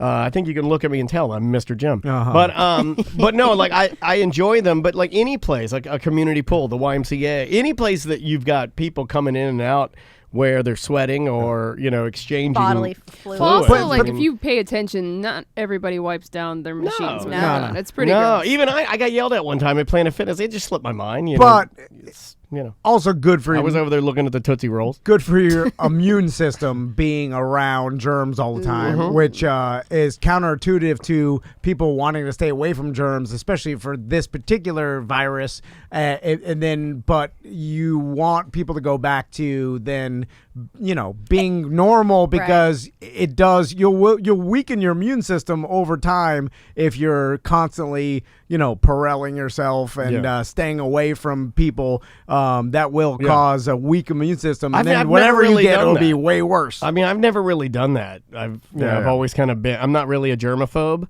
Daniel wanted Maisie to pick up poop yesterday. I was gonna save this for the Friday Free Show. This sorry. was a. No, I'm trying to toughen her up a little bit. Caesar is senile, and when he went and went number 2, he was taking a grunt, and dogs sometimes it's like they're idiots in the fact that they're going number 2. But then they'll start walking. It's almost like they feel like they need to walk to get it out a little bit. Or something. Like I got to move my intestines around a little bit or something. So he's walking, and in him walking, it falls out right onto the curb, like right on the top of the curb, not in the grass. And Maisie's like, ew, ew, and like listening to you rubbing off of me. Yeah. I want to toughen her up. We got a lot of home time. She's super tough. I don't think she needs any. Maybe I was high, and I said, I'll give you ice cream if you pick up that dog turd with your fingers and throw it in the grass. Oh my God. And Andrea's like, ew, and then I'm like, Maisie, I will give you ice cream because I do want not her. do it. I don't want her to be one of those people where you see a dog turd and you start barfing, and I want her to be she wasn't doing that, but I didn't want her to pick it up with her hands. She runs to me. I give her the deal, right? She takes the deal. She runs back over to the poop. Her hands are going down. And I was like, no! And then she ruined it. And she was all in. I said, get a bag! And she was all in to do it. And then you undermined me. You undermined my discipline. He's like, she can wash her hands, but I said, but she's a kid too. She doesn't wash her hands probably properly. I just don't need her to get like. You can't get. I don't think you. Be careful what I say here. I do not believe that you can get the virus. No, I don't. From Caesar the dog. No, you cannot. Tiny dog turd. No, I'm not saying she can get the virus, but she could get something else like E. coli or something. She can't know E. coli. It's a dog turd. Yeah, they have. I got worms and stuff. I'm just. Not Caesar. It's fine. He just came from the vet and got the cleaner bill of health than any of us. She did love having to take the vet his poop, but my other thing, like back to your point about, I'm interested to see once this is pretty much over how people will change. Like, are they going to go back to just? Yes. I mean, yeah, we'll wash our hands, but everything are they will going to go go back to to exactly the way it was before? Because I'm like wiping down my debit card if I give it to somebody. Are you? I'm wiping down the pin pad at Publix. Should I be doing that? My wallet. Yeah, you're supposed to be like wiping on your phone, wallet. Are you doing any of that? No. Yeah, I don't think I'm not. You guys aren't doing any of it. No, I'm washing my hands. And I'm wondering if it's a different thing because guys I'm wiping my butt. Girls. I don't know. I think it depends on the person. It just how Tom has been washing his hands, which I don't think he's ever even done before. No, he washes when he goes number 1. No, he does not. Well, I have. I mean, he does now. Yeah. I always have, and I put the seat down. It's these two ruffians that don't. I'm doing my part, but when it goes back to normal, back to dirty, because I do think that will. Get you a tough immune system, which is really ground zero to fight anything. Have you changed your bathing habits? Are you starting to wash your feet during? No. Okay. Well, you can't get it on your feet. That's what I heard. No, I'm kidding. That's not. It's not. I don't think I showered last night. It's fine. I've been just literally here and back home, and you don't go anywhere. You go here, back home, ABC. Fine wine and spirits. I washed my top muffin up, Are you still getting your smoothie? Yeah. Do they bring it out to you? And is it the same young girl? Yeah. Immunity shot? Are you getting There's only one person in, Do you get one for your son, too? Do you still get the no. kid the shagadelic? They haven't been going to school, so there's been no reason. That was a waste of money anyway. You take 2 sips of it every single day, and then it just sit there, and I punt it in the trash every morning, a hot 2 sipped out of a smoothie. Why would you continue getting it for him then? Because he likes to waste money. He likes the routine and the process of going to get the smoothie. Now, it's a whole thing. But maybe now you've broken the chain, so hopefully. yeah. Well, I don't think they're not going changed? back to school this year, so next year they'll both be going to the same school, so there won't be that difference in half an hour. That was the only reason that Tommy had to be at school at 8:30, and then Max started pre-K at 9, so there's a half an hour to kill in between. So that was, and so now next year they'll be dropping them both off in the same elementary school. What have you changed? I mean, while you're giving us the third degree, what have you done that's different? I told you I'm wiping down my wallet and my debit card. No, before you came in here, you didn't wipe down or anything at the door or anything. I got my Lysol right here. That's my Lysol. Well, I'm using it. Don't be stealing my Lysol. Yesterday, I wiped down. I mean, I've just been wiping down everything. I carry Lysol wipes with me in my purse now. Yeah. When I walked at Publix yesterday, because I'm only trying to go once a week, and running to Publix for one thing is insanity. But I had the Lysol wipe, and I pushed the cart with my hand on the Lysol wipe. Yeah. If I picked up anything, I would wipe it. I don't do that. No. But I don't even get a cart. Yeah.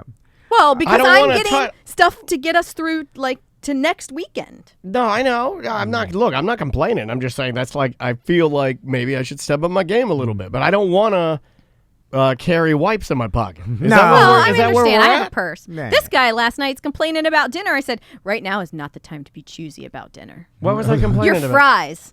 We had crinkle cut fries, and he was like, I want onion rings or tater tots. And I said, have you been to Publix? Have you seen? There's nothing. I can't even find a potato product at Publix. I said, unless you want to make your own. Potato? Why is everybody I buying want tater potatoes? tots. Why is everybody buying I tater don't tots? know. Because That's the they're new thing easy. now. They're All the easy. tater tots are gone. Like when she told me that. See, I haven't been going down many of those aisles. So I was like, when she told me that, I go, and look, look, hold on a dinner's second. boring. Hold on a Boring. second. This is not We had happening. manwich. I did not say dinner was boring. I said, oh, do we have any tater tots? Because I like a sloppy Joe with tater tots. And when I have it, it's like a comfort food. Reminds me of when I was a kid. Yeah. Crinkle cut's totally fine. Look, beggars can't be choosers. I like a crinkle cut. I It's do very too. They're the Alexa ones though. And Yeah, I'm they not weren't as- that I great. like the Alexas. No, but They're- these weren't that great. They were like sea salt ones. They're a They little weren't great. it's waxy. It's not. I want a good old Ore-Ida crinkle Yeah. cut, melt in your mouth French fry, right? So I'm asking her. I was like, well, did we? Because I thought we still had some. We've got a food saver, so a lot of times our frozen products last a lot longer. It's just a tip because it has that heat seal. So when you do half a bag of tater tots, you tighten it as much as you can. You can't back it. But you can heat seal it to keep the air out. Lasts a lot longer. So anyway, I thought we might have some tater tots in there and stuff. And she's like, starts yelling at me. She's like, have you even been down the aisle? There's no tater tots. There's no onion rings. It's frustrating. There's we can't get nothing. our regular groceries because everybody's buying everything up But crazy. then he was like, oh, this dinner's boring. And I was like, you can't. Like right now, you cannot. I would have thrown a sandwich in his face. God almighty, Jesus, you guys are mean. I did not say it was boring. I just said... I said the fries were boring. Oh, is this where you pull up the video? She's got You've been documentation. videoing me all the She time? got receipts. I believe Andrea. That's all I'm saying. kinda No, Yeah. I did not say it was boring. Yeah. I said the French fries were boring. Oh, the now it's changed. The manwich was good. Listen, at least you get that. I have to eat some stinky What did you eat last night? kale stew or some garbage. What is that kale stew? I probably would have liked that kale if it was kale soup. She's making stinky veggie stew or whatever the hell. Veggie stew. And I have to sit there with my sons and gag it down, and we all hate it. You eat like an old witch in Yeah. like a Hansel and Gretel Here's story. what Daniel I'm too said. lazy to make my own. I so said- eat the stink. I said, what's the issue with crinkle cut? Daniel goes, Wait, are you guys not eating together? No, this No, is no, we were this is texting. I was text. telling him what I was Yeah. cooking. Oh, okay. What's the issue with crinkle cut? So boring. Yeah, okay. But if that's what we've got to them, I'll be brave.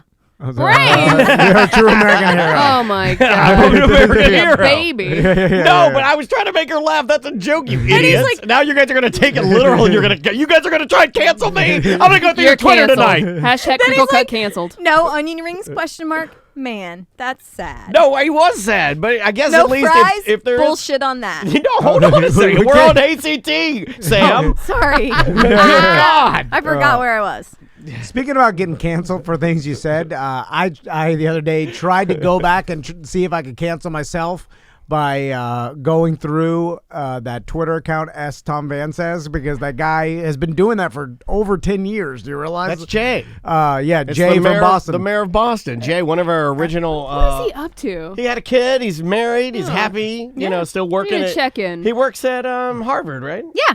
Yeah, he works at Harvard. I'm like, for sure, 10 years ago, I said some things that are not appropriate now, for sure, on the air. And but I got bored of going through it. So, but if anybody finds something that I said horrible, please send it and put it out into the universe to try to get me canceled. What? I Why? like that. Yeah, just because I'm wants bored. to cancel himself. Yeah.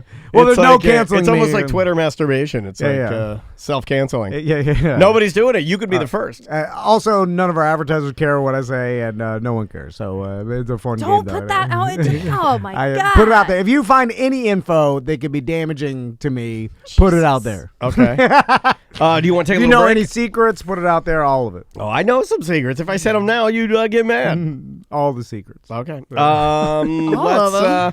Let's take a little break. We'll come back and do more corporate time with Tom and Dan.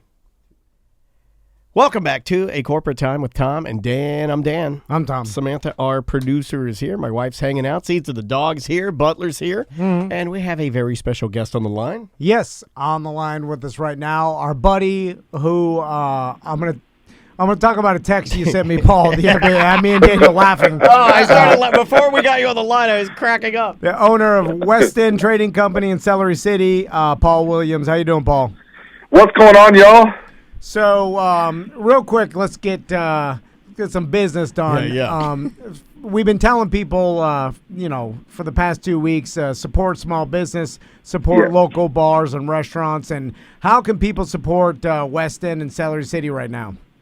Well, a couple things we're doing is, one, we're selling takeout beers, liquor, and food at both places, so you can grab food and some stuff to drink, and if that suits you, even at West End, we're doing nightly live broadcasts, like with some of the bands that have been affected.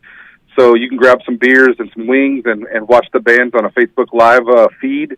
So that's one thing that we're doing. And then the other thing we're doing is I'm selling gift cards at both locations for $30. $15 of that goes straight to my employees. And then the $15 will cover the cost of the goods. And then when we get back open, you'll have a $30 gift card to use at these locations, and you get a free T-shirt that says you supported during this crisis time. So those are the two things I'm trying to do.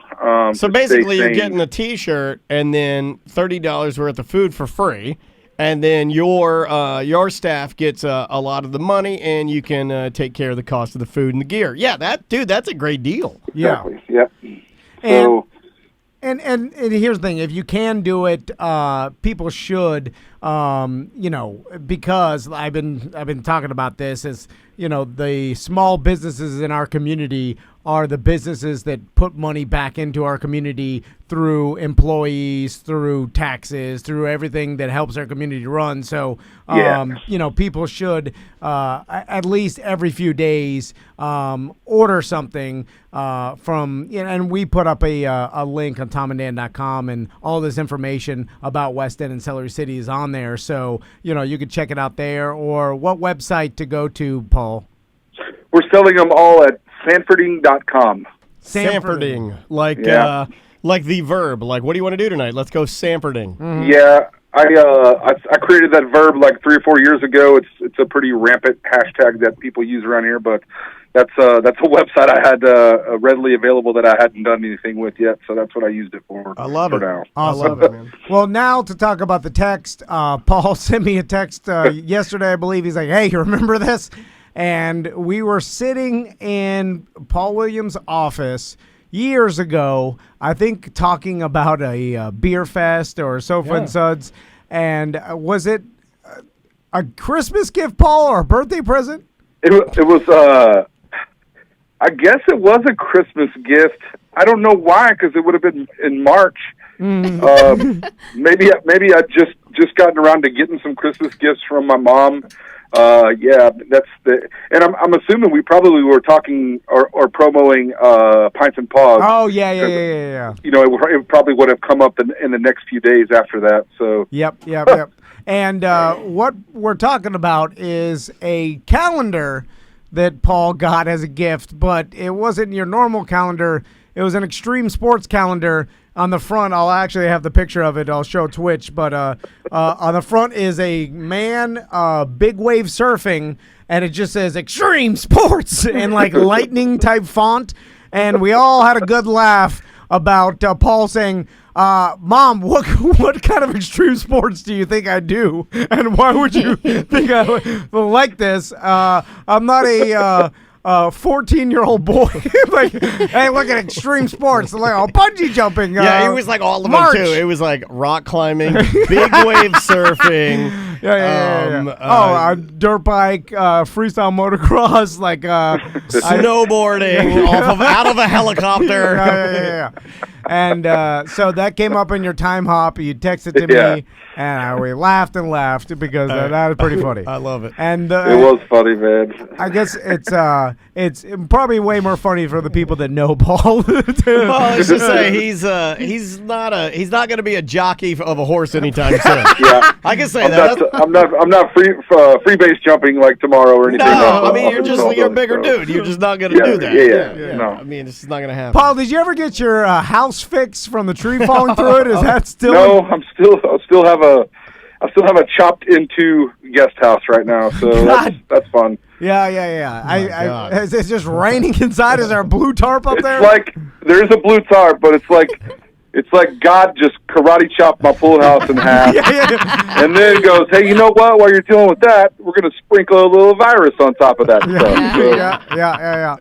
And it's the worst possible time to try to get it fixed. I should not be laughing at that. I know.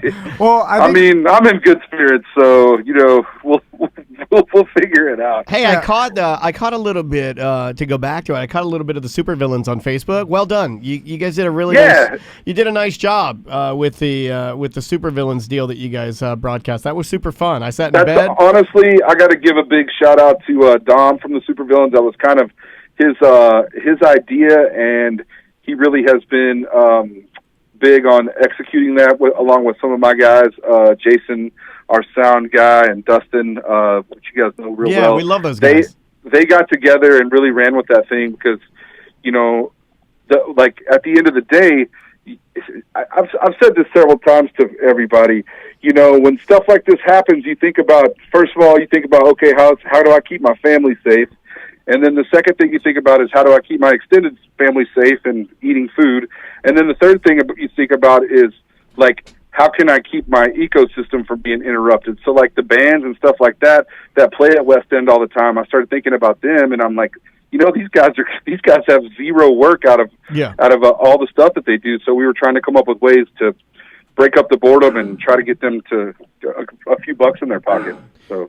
Awesome. Well, Paul, we appreciate the all the things you've been doing, and I might have to scoot up there. Saw some wings for takeout. I can get those for my wife. Yeah, man. Yeah, we're she's doing screaming in the other room. That's her favorite. Those are her favorite wings. Yeah, we're doing noon to 10 every day on the pickup stuff. Okay, so. great. Awesome. That's good to know. And Paul, thanks for having a optimistic outlook or keeping a positive spirit because I think that does help. It does. Especially with your business you can't doomsday everything, man. And so, I asked my guys, the ones that don't want to stay at home, we're just up here working on the bar, and we're going to make it look.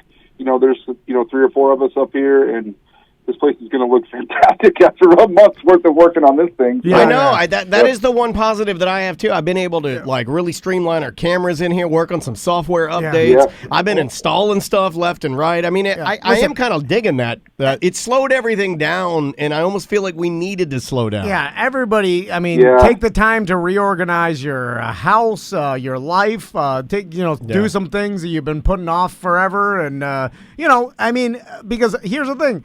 how you take this and handle this is really up to you. You know, some people have it way worse than others for sure, but still your mentality throughout the whole situation you can have control over, and it's better to have an optimistic view on it than be miserable, because what's that going to do? It absolutely is, and time is a commodity that we can't get back. I'm actually going to use this time because I'm pretty much done around here. I might actually use this time to track down my real biological father, who made me shake hands with him in the kitchen and swear that I'd never invite him to my gay wedding.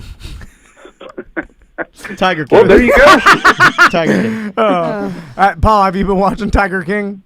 I'm like 3 episodes in. I finished it last night. My God. Everybody has. You know what's funny is I visited this place like last January. Really?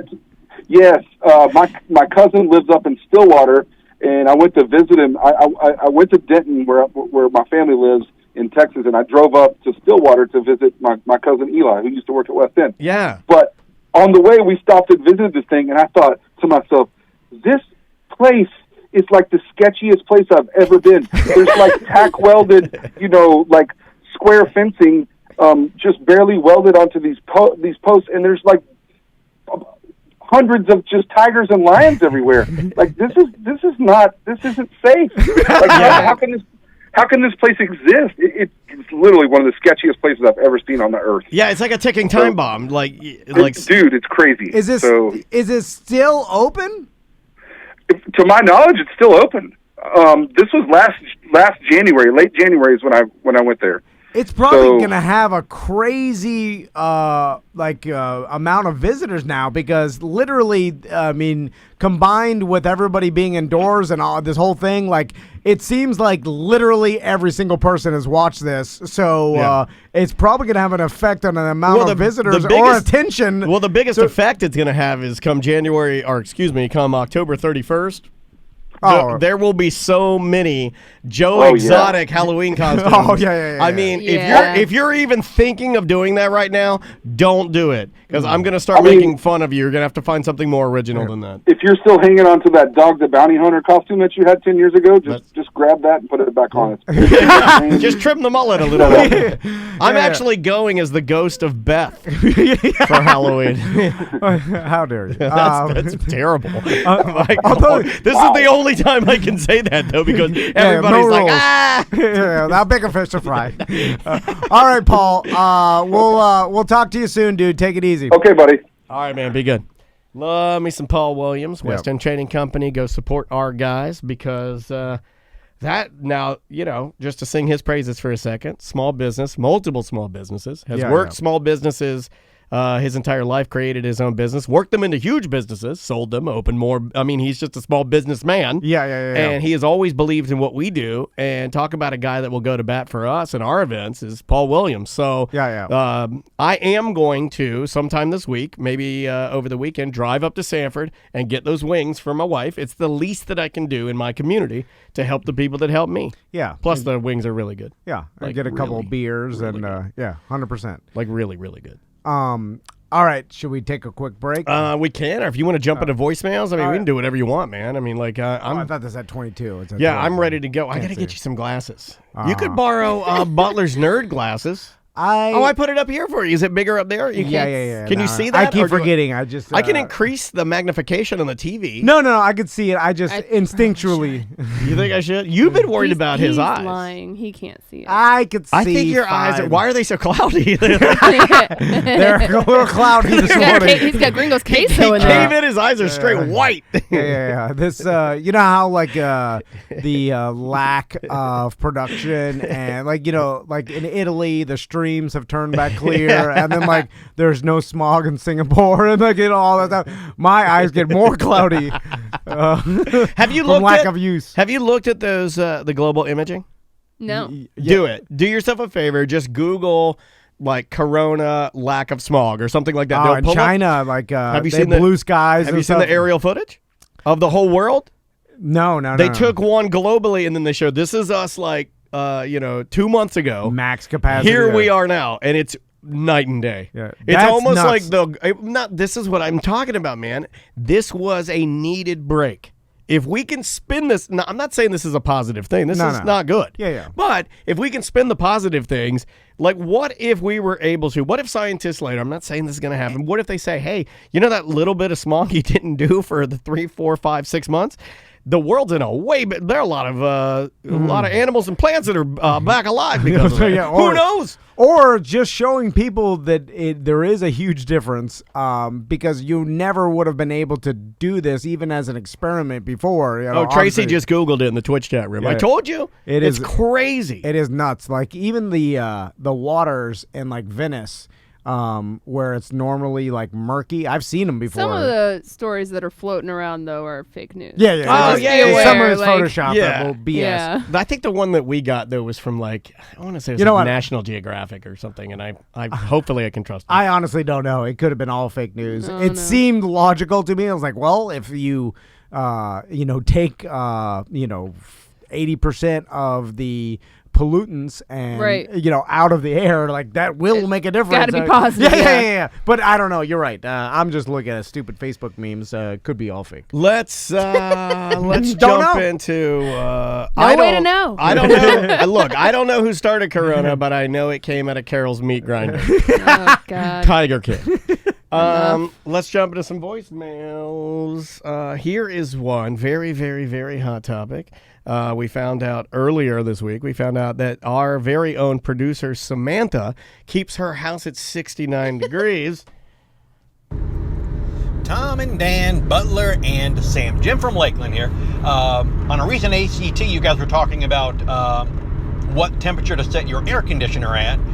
When I was a kid, we were, real poros. We lived in one of those wood frame houses up on cinder blocks. And while we had an air conditioner, my dad would never, ever run it because it would run the electricity up too much. So what he did, he removed the entire back window of the house, frame and all, giant hole in the back of the house, and mounted one of those giant industrial fans like you might see Tom Cruise have to jump through when he's going through a warehouse. It was had an electric motor and a belt, and the thing was enormous. And so when he would turn it on at night, you could open the window next to your bed, and you would get like a hurricane of wind being sucked through the house. But you wake up in the morning and everything is damp, everything's covered in humidity and moisture, and those giant mosquitoes, people call it a mosquito hawk or a crane fly, those things would be pinned to the screen next to your bed. You look out, and you've got to sleep with your curtains open and your windows open and everything else. It was just a weird situation. So, it's not an air conditioning story, but that's the life of a poor guy. Take care. I can beat you, Jim from Lakeland. We did not have AC at all in our trailers. We each had a air conditioning window unit in our rooms, but you could only run it at night. And my dad was so crazy, he would make us water the roof over his bedroom while he went to sleep. Water? Because he thought it cooled down the trailer.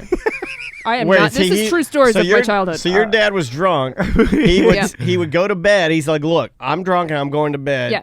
It'd be about 6 p.m. Get up on the roof and no. You stand on the ground and you just do the old with the hose, like a finger over the yeah. And he'd make you have a spray for an hour. And your dad would make you thumb water up on the roof for an hour. Yep. Yeah, it would cool in his mind. That's child abuse, number one. It would cool. No, that's not that bad compared to other things. An hour is a long time. Well, you trade off with your siblings. Maybe you're tough. Take turns. For some reason, I have the feeling that Sam did the majority of the thumb watering. Our brothers, look, I don't know them. I'm sure they're wonderful people, but I'm just is my act. No, we took turns. Oh, you did. So they would pitch in. I just feel like it you're was kind of mandated. Just feel like you're the responsible one that you would really call the shots in that scenario. That is rough. I need you to talk to my sons and let them water the roof before you go to bed. You should have Sam write down a list of things that her and her brothers had to do. Then you just pick and choose some things. You don't want to know. And then every month give you half of these are really challenging. I don't know if I could do that. This was like a reverse hoofing. Although I do want to find like the listener of BDM specifically that grew up the poorest, because I get a good. Well, You can give all the prizes to Sam. Sure, Hey, do yeah. you want Nikki Glazer tickets? yes, I do. But yeah, and It's been like, rescheduled. I don't know if you know that. I mean, 8 potato and mayonnaise sandwiches for Yeah. 3 years of my life. You gotta be while in you're the running. BSing, is it a hot potato? Yeah, you slice them up like scalloped, and then you fry them in some oil in a frying pan, and you mayonnaise white bread, and you put it in between them. Okay, Yeah, just salt and that's pepper. Disgusting, though. Yeah. Really? It Well, sounds I hated actually it. sounds pretty good. Yeah. It's just like a French fry sandwich. Ooh. Ugh, it was gross. Who's Yeah. calling us? Should I? I don't know. Let me get him. Hello. Hello. Hello. Oh. Hello. They're not there. Yeah. What does that have? What, don't know. What is that? It's the scammers. Maybe they're out again today. Is You it think the- they're out of here today? They might be. Probably. Oh yeah, they're every day. Scammer Let's- never rests. I think we got time for one more. Let's try this guy. Hey gang, on a recent ACT, you guys were talking about poor people using various heavy objects to kill small pest animals. And yeah, that was my job, or at least part of my job for a little while. I was working for a vending warehouse. So they had lots of, chips and snacks all over the place. And of course, with that comes the rats.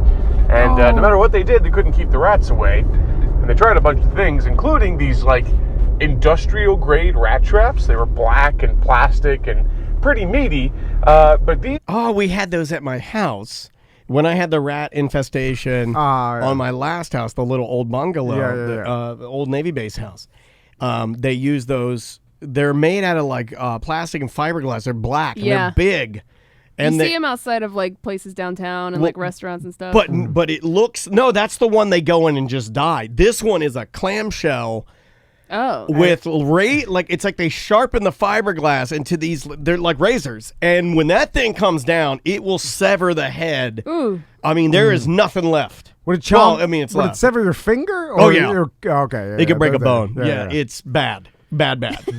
And they nail them to a board because rats, notoriously, a lot of people buy. You buy the standard metal and Yeah. wood rat trap. Call that the Tuttle.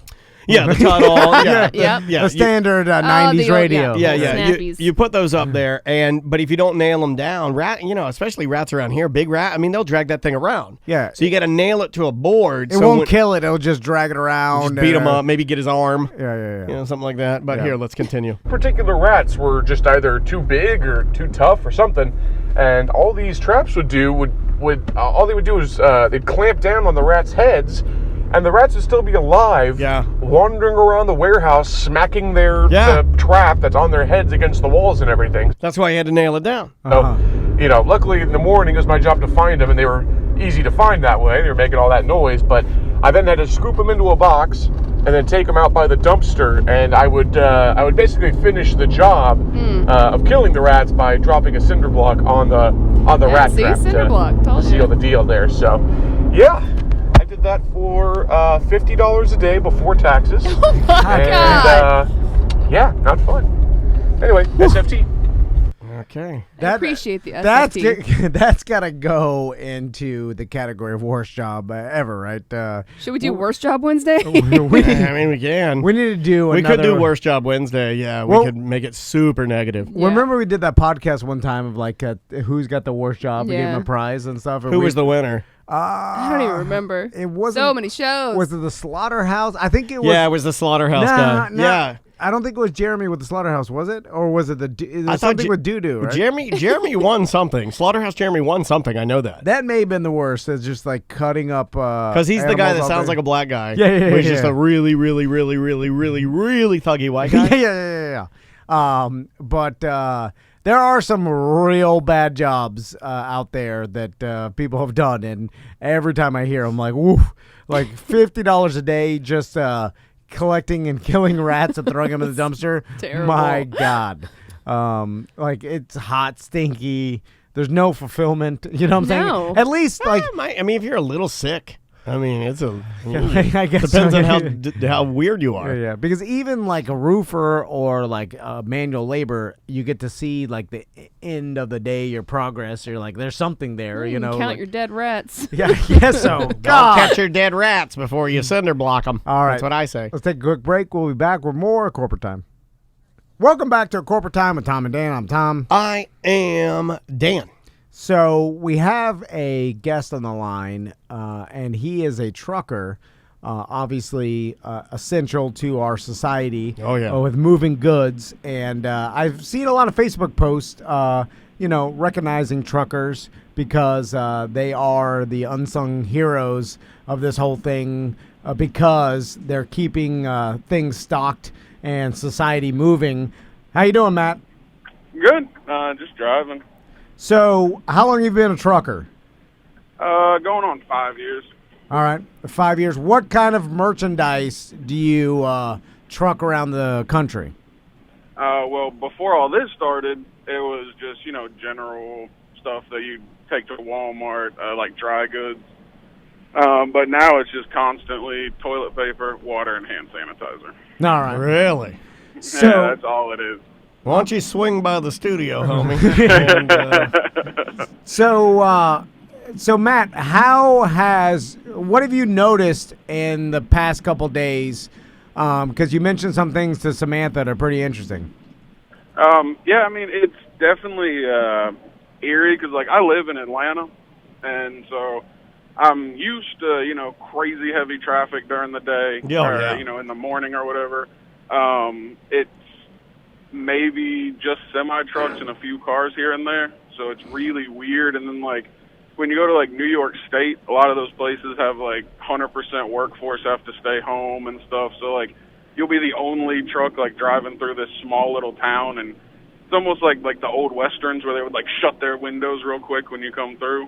Yeah, that's kind of how it is, and, people just kind of treat you like you're a weird space alien because, it's hard to get food because a lot of places are drive-through only, and with a truck you can't drive through it. Right. I never thought about that. I didn't think about that. They need to do something. They need to at least let you walk through. I know sometimes they used to hate that. But. No, yeah, they get the drunk college Dangerous kid. liability. But no, this guy wants his he needs chicken an egg nugget. McMuffin. How's this guy supposed to get a good trucker diarrhea if he's not eating double McMuffins? Yeah, there was a guy, I guess, a couple days ago. He tried going through someplace, and they wouldn't let him walk through the drive-through. He got all pissed off, so he just got back in his truck and drove through and destroyed their awning, their little height indicator. Oh, dude. What a great individual. That's what we need right now. What a wonderful man. Just first of all, just give him his chicken nuggies, and second, don't then destroy their 12-foot height sign. Although I am laughing at that, they're both wrong. And then he's like, "You're happy now. You're happy." It's like that guy in that commercial. Remember that? Do they still give him his nuggets, or do they call the cops? Well, remember that commercial where the guy's got the insurance plug, his insurance thing, and the guy comes up in the muscle car and he's like, "You want to go?" That guy. I imagine him just being completely out of control at that point. So Matt, what kind of truck do you have? You got the whole sleeper cabin thing, everything. Right? Yeah, it's a 2019 Freightliner Cascadia. Hell yeah, buddy! So in the sleeper cab, how comfortable are those? Yeah! Compared to that made me so hard right now. God damn it, an RV. What do you got back there? Well, I got a bed, but it's weird size mattress, so you can't just go buy my sheets are always either way too big or way too small. And I got a refrigerator, freezer and refrigerator. I got a microwave. I got a TV with my Xbox. Damn, son. Yeah, you got everything in there. Yeah, and then I got stuff to cook with, hot plates and crock pots and stuff like that. Oh, can you imagine? You're driving down the road. What's that? I got some chili in my crock pot. Oh, I'm gonna bring in my own diarrhea this time. Have diarrhea, we'll travel. How many miles or how long are you allowed to drive a day? Have they extended that at all, or is it still standard? recently, like before this happened, you were only allowed 11 hours to drive, 14 hours to be on duty, and 70 hours in a week that you could drive. Right. And now they've suspended all that, and if you're hauling essential goods, like, relief loads is what they call it, you could drive from Orlando all the way to Washington State as quick as you can get it there. And you don't have to worry about, like, taking breaks or anything like that. Oh, that's when you get the White amphetamine Crosses, salts. yeah. Yeah. Take a couple White Crosses, left-handed cigarette, get that crock pot going, and Yeah. roll on down the highway. So, Basically, yeah. are there still truckers that take stimulants to stay awake and all that, or is that all kind of frowned upon now? I mean, when you go to the truck stops, they have this little pill thing, and it's got this dude that looks like Richard Petty on the front of it, and it says "Trucker's Best Friend" on it. Oh, I'm looking that up. And when you flip it around, it's got like 500 milligrams of caffeine in it. So a lot of people do that, or you take mini-thins. And those used to be, like, real big back, like, when I used to live in Florida. Like, I worked at a gas station, and truckers would come in and buy those constantly. I found it. It's called Truckers Love It Energy Pills. We're getting those for the studio, by the way. Yeah. It's ironic that a trucker's best friend is a direct enemy to your first enemy, which is your heart. Basically, yeah. So, like, they are just straight caffeine pills so people can keep driving. Have you ever, in all your years of driving, come close to nodding off, or is it pretty hard? I mean, you can, but I've always went by, like, I could care less about what's in my trailer or anything. Like, I got a 10-year-old daughter, so Yeah. I mean, if I get tired, I'm pulling over. I could care less. Like, you can, mark me late, whatever you want to do, but nothing's more important than, like, making sure I go home every. Of course, yeah. But I mean, you see it all the time. Like, I was going through Memphis not too long ago, and like the overpasses where they have the big concrete thing in the middle to separate, like, the highway. Yeah. There was a guy, his truck was split in half. Like, so I mean, it happened. Most of the crashes are caused by people messing with their phones while they're driving. Just like the regular population. Yeah, basically. Interesting. So, Are people driving all crazy out there like they are around our studio, just running stop signs and stuff? Yeah, I mean, you see, like, a lot of people, whenever I go to put my turn signal on, like, they think that means they need to go faster to go around me. And it makes you, like, real mad, like, when they won't let you, like, get over. So you just kind of got to do a 1, 2, 3 thing. You just count to 3, and then you just get over. Because they're gonna stop. They don't want you to hit them. Matt, what about the urban legend of the woman in the car that flashes you, or somehow any sex acts or anything like that you've seen, or? Yeah, I mean, I don't know how censored I need to be, but you see, like, there's random, like, pervos that'll drive past you as, guys. Oh, hammerhand. Who want to show you what they're working with. You get, like, guys real... so gross. Well, it's a. I'm glad it's a they're guy. also trolling men as well as women. Yeah. It turns out just guys are POSs that want to show their ding dong around to anybody who looks. I mean, look, man, sometimes I want to drive around in my Prius and have truck drive around me while my ding dong's displayed. Yeah, it's America.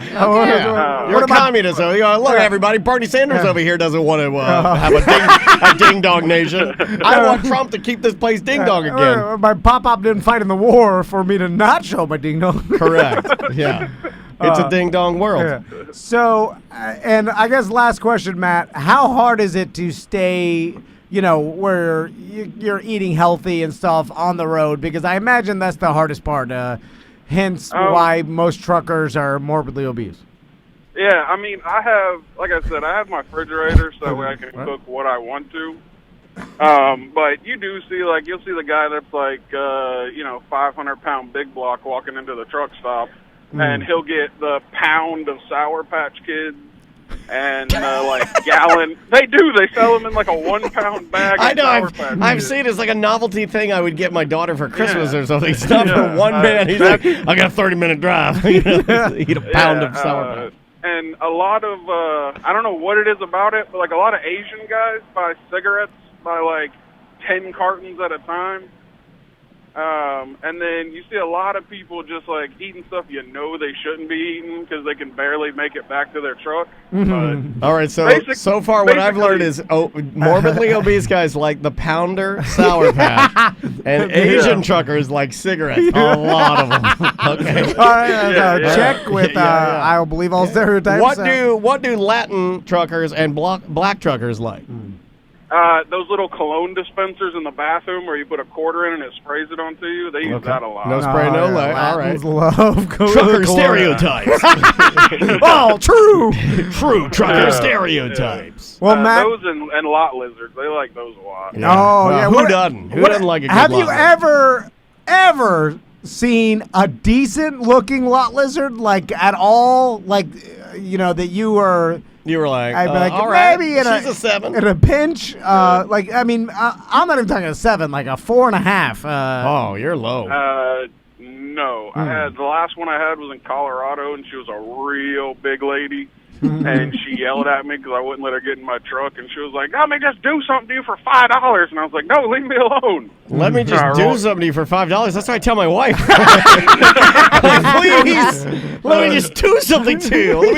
Let me just crack your toes. Anything. $5. Just gotta touch something. My God, I'm freaking out of here. So it's exactly what we imagine. Just real bad. Bad. Yeah. I mean, most of the guys, if you want something like that, you're going to get it online, and they come to you, so you can pick out what you want. Oh, yeah. The old escort on Craigslist. Yeah, basically. Yeah. All right, Matt. Well, Stay thanks. safe out there, man. Yeah, thanks for what you're working. doing. We appreciate it. And if you have any stories from the road, just give us a call. All right, we'll do. All right, brother. Take it easy. Be good. What a nice guy. Yeah. Something alluring happening here. to me about You want to be a trucker, don't driving for a living. Yeah. It's just I think I would too. You're on the open road You're by lone wolf. yourself. You get to listen to unlimited audio content about you just anything you listen want. to all the podcasts? Yeah. Although, without sports, it's like my podcast listening is really like now has caused me to explore other podcasts out there and stuff.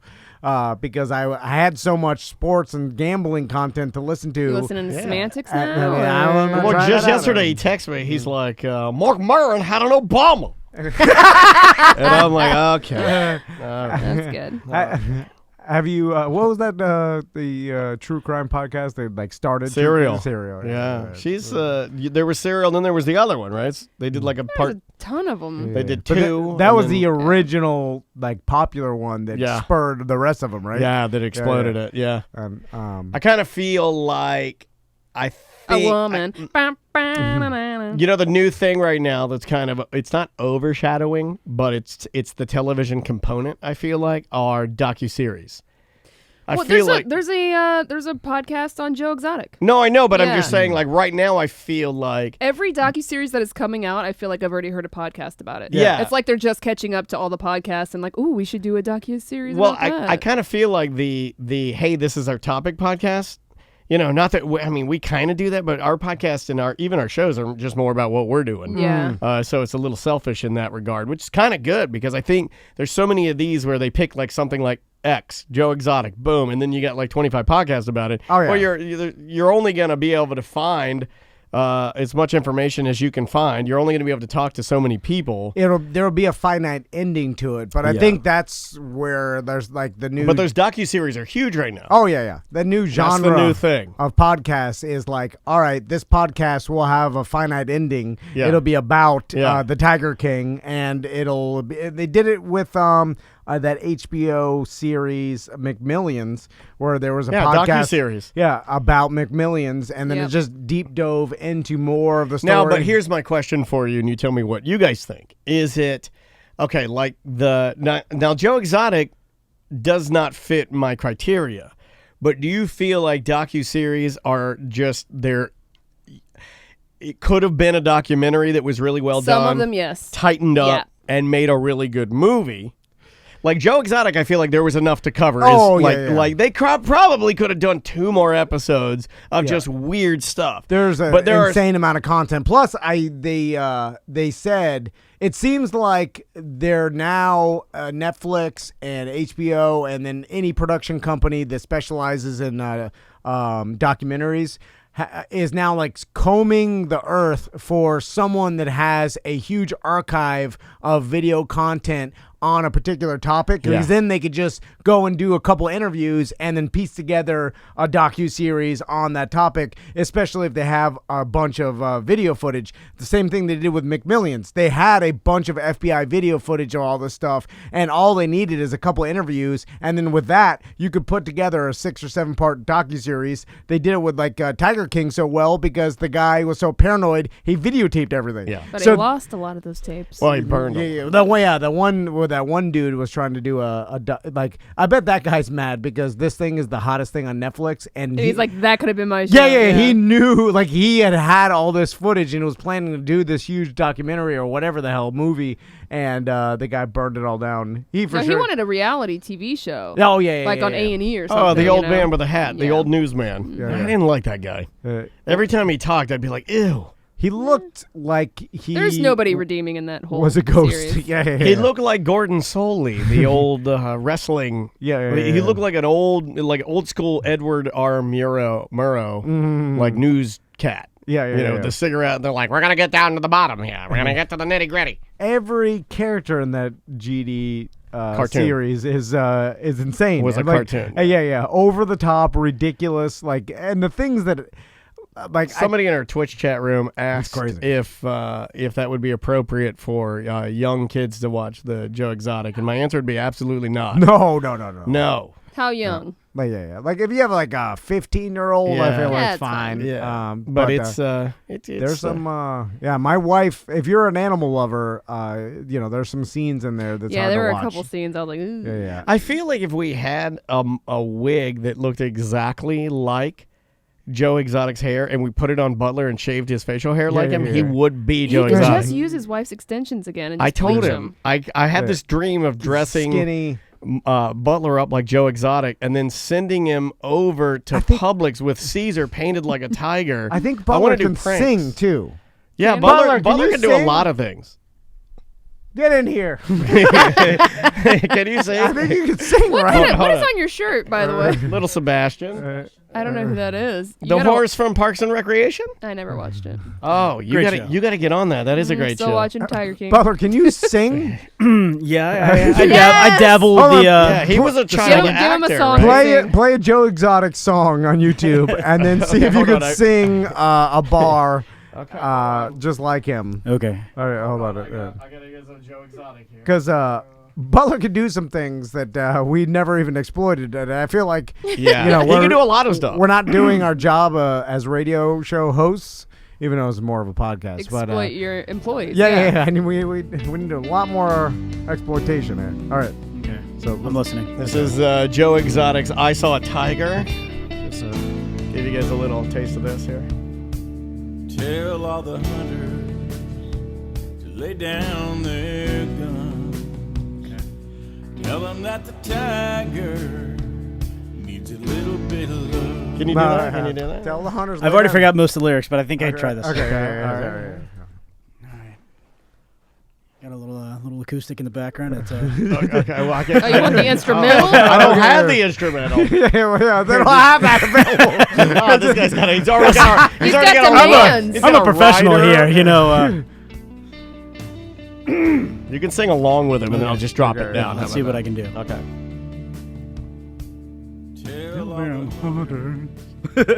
Lay down their guns. Yeah. I don't know. Yeah, maybe. It wasn't that bad. You sound a little bit like Joe Exotic had cancer treatment. Well, that's what I was going for. It sounded like Randy Travis when he was drunk driving. Randy Travis. Drunk driving. What? By the way, what happened? Remember when he was nude drunk driving? What happened to him? Did he get it together? Know. Look up Randy Travis. See what he's doing right now. Because he had a He rough. just released a new album a couple of weeks ago. Did he really? Got it together? Because he's ate up with the gospel. You know, like here's. Did he go into AA? Prepared you for something. Here he is. Oh, dude. Limping. Oh, Randy. Travis. Oh no. Randy Travis was arrested for DUI after he crashed his Trans Am near Tioga in August of 2012. I like it. Troopers say a blood alcohol sample showed he was twice the legal limit. In the video, you can hear officers say Travis is running from them. Mr. Travis. Yeah, he's running. Hey, come back here. Come back. Come back. I'm gonna have you sit back down over here, okay? Take me home. Okay, we're gonna take you home.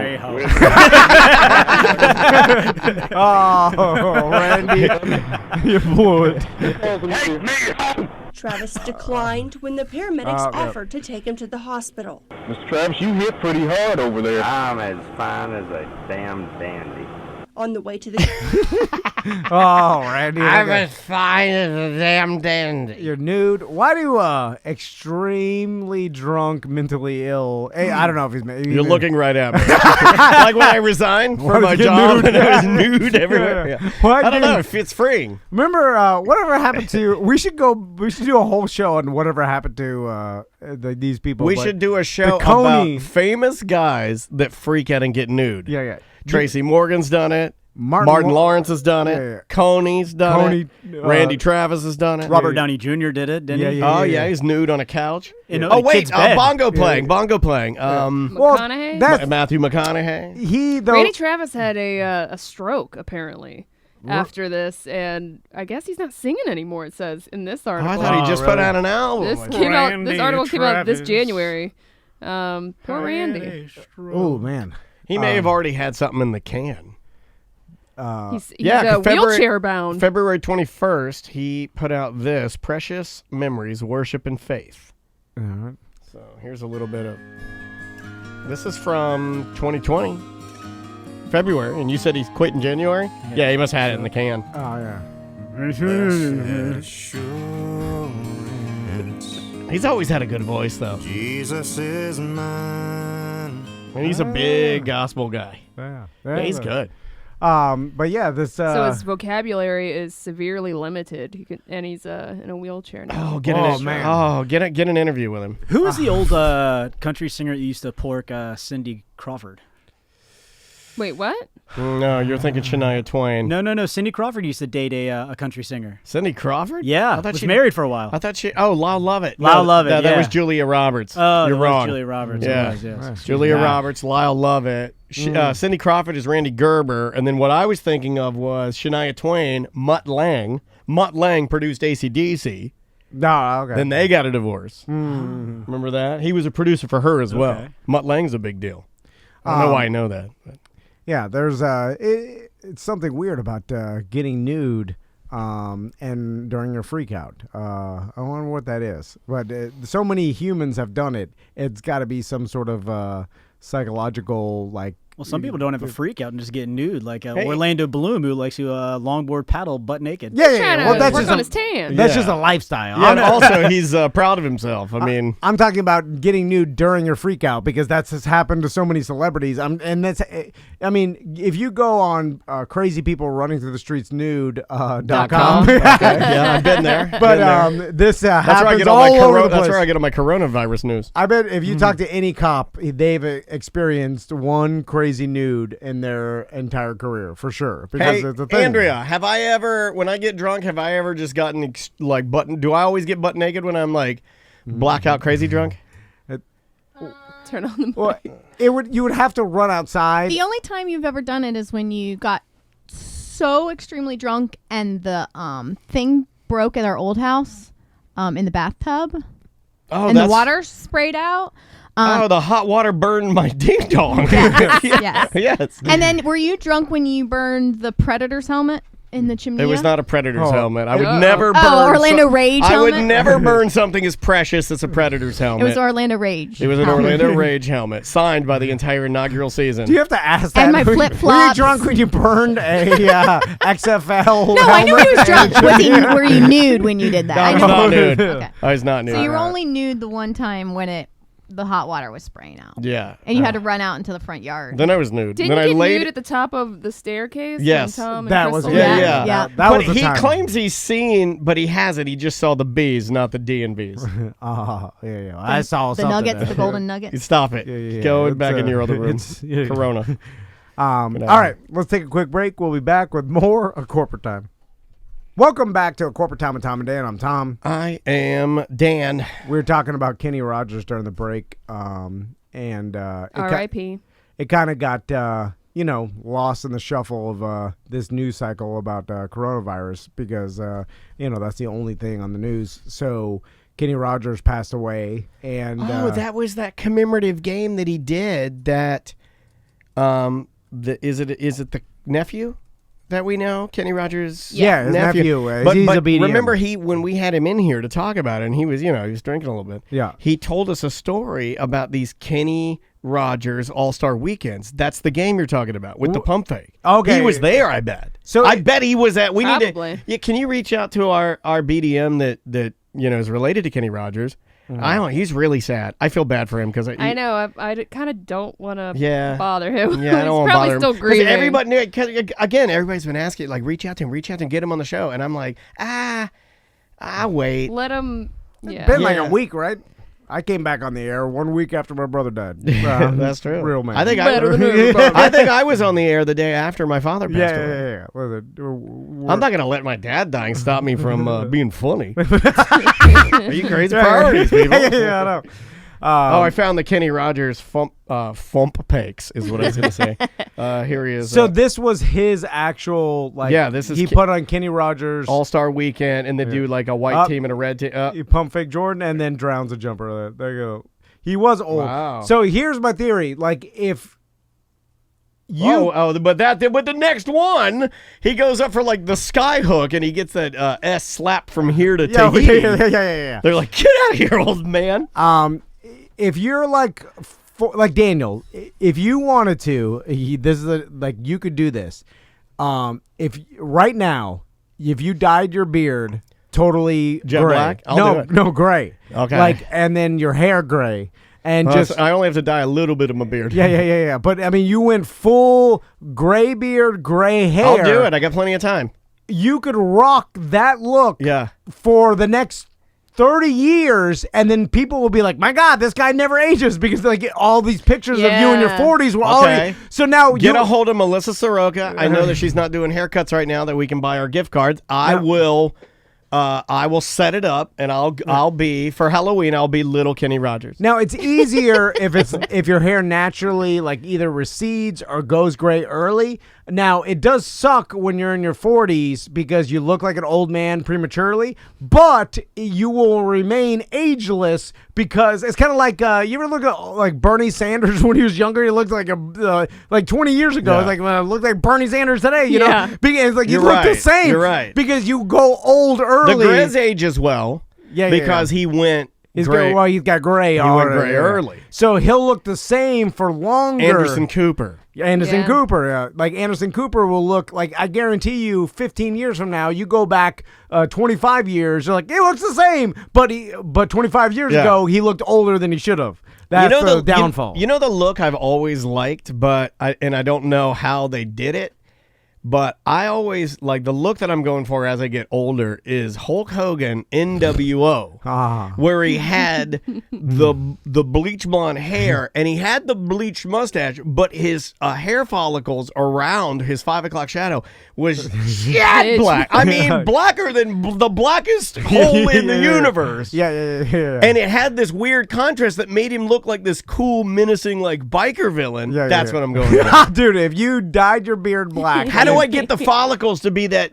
Do you have to dye it jet black, then shave the parts that you dyed, then bleach it? How do you get that? I think you have to, because when he's normal Hulk Hogan, he has tan face, blonde mustache. How does he get the 5 o'clock shadow to be so vividly black. Unless his 5 o'clock shadow just grows in. Like sometimes people's mustaches are blonde and then the rest of their beard is... Not that black, dude. Yeah, you're right. Can you Google that for me? Google, how did Hulk Hogan, NWO Hulk Hogan... Maybe as a makeup artist, maybe the follicles were just like because they made makeup? You remember how Fred Flintstone would always have like a perpetual 5 o'clock shadow drawn in? Yeah. That's what they kind of did with Hulk Hogan, and it gave him this like menacing villainy look. I feel like Butler's that hairy too, where I know people that can shave like with a straight razor, professionally shave, and you could still see the outline of their beard on their face, like right, because the hair's black underneath the skin, and you could see through it, like like and wow, it's thick. Yeah. Like no matter what they do, they always, and then they're 5 o'clock. Like hence the name, it'll grow in at the end of the day.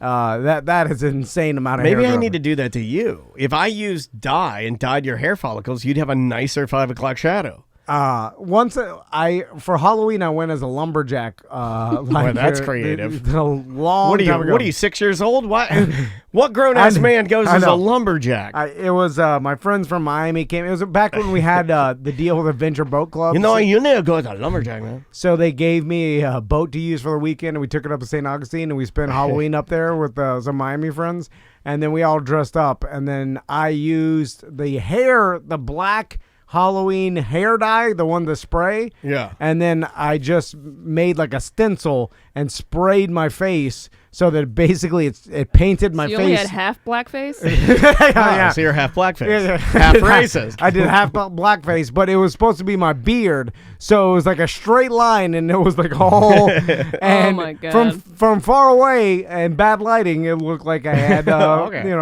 black beard. But it was stupid. But yeah, he must have dyed his beard and then shaved it with like on a one so that the stubble was black. The Twitch chat room is saying that some wrestling blogs say that he used charcoal. That's what I'm seeing. Some say dye or which makes sense spray because paint. even a little, you could tell like even the skin looked a little bit. Yeah. So maybe it was charcoal. Maybe he just rubbed charcoal on the. Look. There's subtlety in wrestling, and I've always thought that the heel turn of Hogan and the little bit of charcoal, like. I loved it. I ate it all up, man. I was a, quote, mark for it. You want to do email and voicemail? Yeah, let's do it. We can kiss this day goodbye. Sam, let's do emails because Okay. sometimes I feel like we neglect those. All right. Game night. It's been a long time, gents, but I was listening to the show and you guys started talking about board games and game nights. I love board games, tabletop role-playing games like D&D and even LARPing, like in the movie Role Models. My wife, on the other hand, just can't get into any of it. That was until this weekend. My friend brought over a card game called The Mind. The concept is pretty simple. You have a deck of cards from 1 to 100. You can look at your cards and without saying what you have or implying what you have, I'm 79% sure you should go before me is cheating. You have to work with the other players to lay down all your cards in order from lowest to highest. Round 1, each player starts with a single card. Round 2, 2 cards. Round 3, 3 cards. You get the picture. If someone lays down out of order, you lose a life. You get 1 for each player in the game, and you can earn those back over the course of the game. The goal is to make it past round 12. With 6 players, that's 72 out of the potential 100 cards. We couldn't make it past round 6, but it killed a couple of hours, and my wife loved it. I think it could be a good starting game because everyone is working together, trying to read each other's body language and the like. The cooperative aspect of the game really gets everyone involved, and there isn't some crazy learning curve. As always, keep up the good work, SFT. Oh, The Mind? God. You hate games. Even you hate fun. I hated your email. So boring. I found it at Target. They got it at Target. We can pick up. Also, Tom's not good at following instructions, so when your whole email is basically like instructions on how to play a game, he tuned out after the second Yeah, sentence. I saw him tune out. Yeah. If you go back and look at the video, you can see it. A deceptively simple card game that provides a unique experience. A no-talk game that needs a collective effort to win. A fun way to bond and spend time with your friends He's and out family. again. Oh, God. 2 to 4 players. You got 4 in your house. This is great for you, buddy. Unless there's money involved. Now, okay, I'll play with my sons because I Do love they play hanging. any board games yet? They do. We play some of these, stupid games. They like to make up their Do own you call rules. them that in front of them? Do you go like, "This is a stupid game. No, you guys no. are idiots"? Usually, I'm totally I'm different. Like all I want to do is hang out, and they finally got into with these laser tag guns that they got for 2 years ago. They're not allowed to have guns. And no, that like, went out the window. It's pandemic. Pull the guns out. And I was playing laser tag with them yesterday, and then we were playing hide and seek, and then playing all these laser tag hide and seek. You got to is take fun them as to hell. Tank America, dude. That's extreme laser tag. Yeah. Their arms are too They weak. can't even hold the gun. I told Andrea what you called your sons last night, and she said it was disrespectful, and she'd cry laugh. What? You called him sandbag and pipe cleaner man? yeah. That's so disrespectful. So mean. It's so That's mean. fine. But if Maisie sandbag with a wig. if I'm in a room of adults and then someone brings out some sort of card game or board game, like I either want to play for money or strip nude. You know, so either there's got to be God stakes. almighty. I can't do it. I can't even be into it if there's no. What about stakes? What? What about actual stakes? Yeah. Well, So there's anything. money. Yeah, There's a got to bet. be something that I'm playing for, or I'm not interested. And I've ruined myself from gambling and things like that. But I just can't be in it just to win for what? So the reason that you I can do win. Good. What do I get? So Nothing? like the reason you can excel and you're good at putt is because you do load for load. Yeah. Without load for load, I hate putt because there's nothing in it for me. Like just for the fun of the game, nah. What was the last? Hey Andrea, what miserable. was the last bet you and I did? Putt. Yeah, Yeah. we did some Oh putt. yeah, nothing beats load for load putt. Yeah, it's fun. Yeah. If you don't know what that is, it's a load of laundry for you know. I This is had to start insanity. spotting my wife five What are you, five insane? putts. What are Well, you? she wouldn't play with it because I was so much better than her. I see what you're saying. So I gave her 5 strokes last time. Yeah. And we ended in a tie.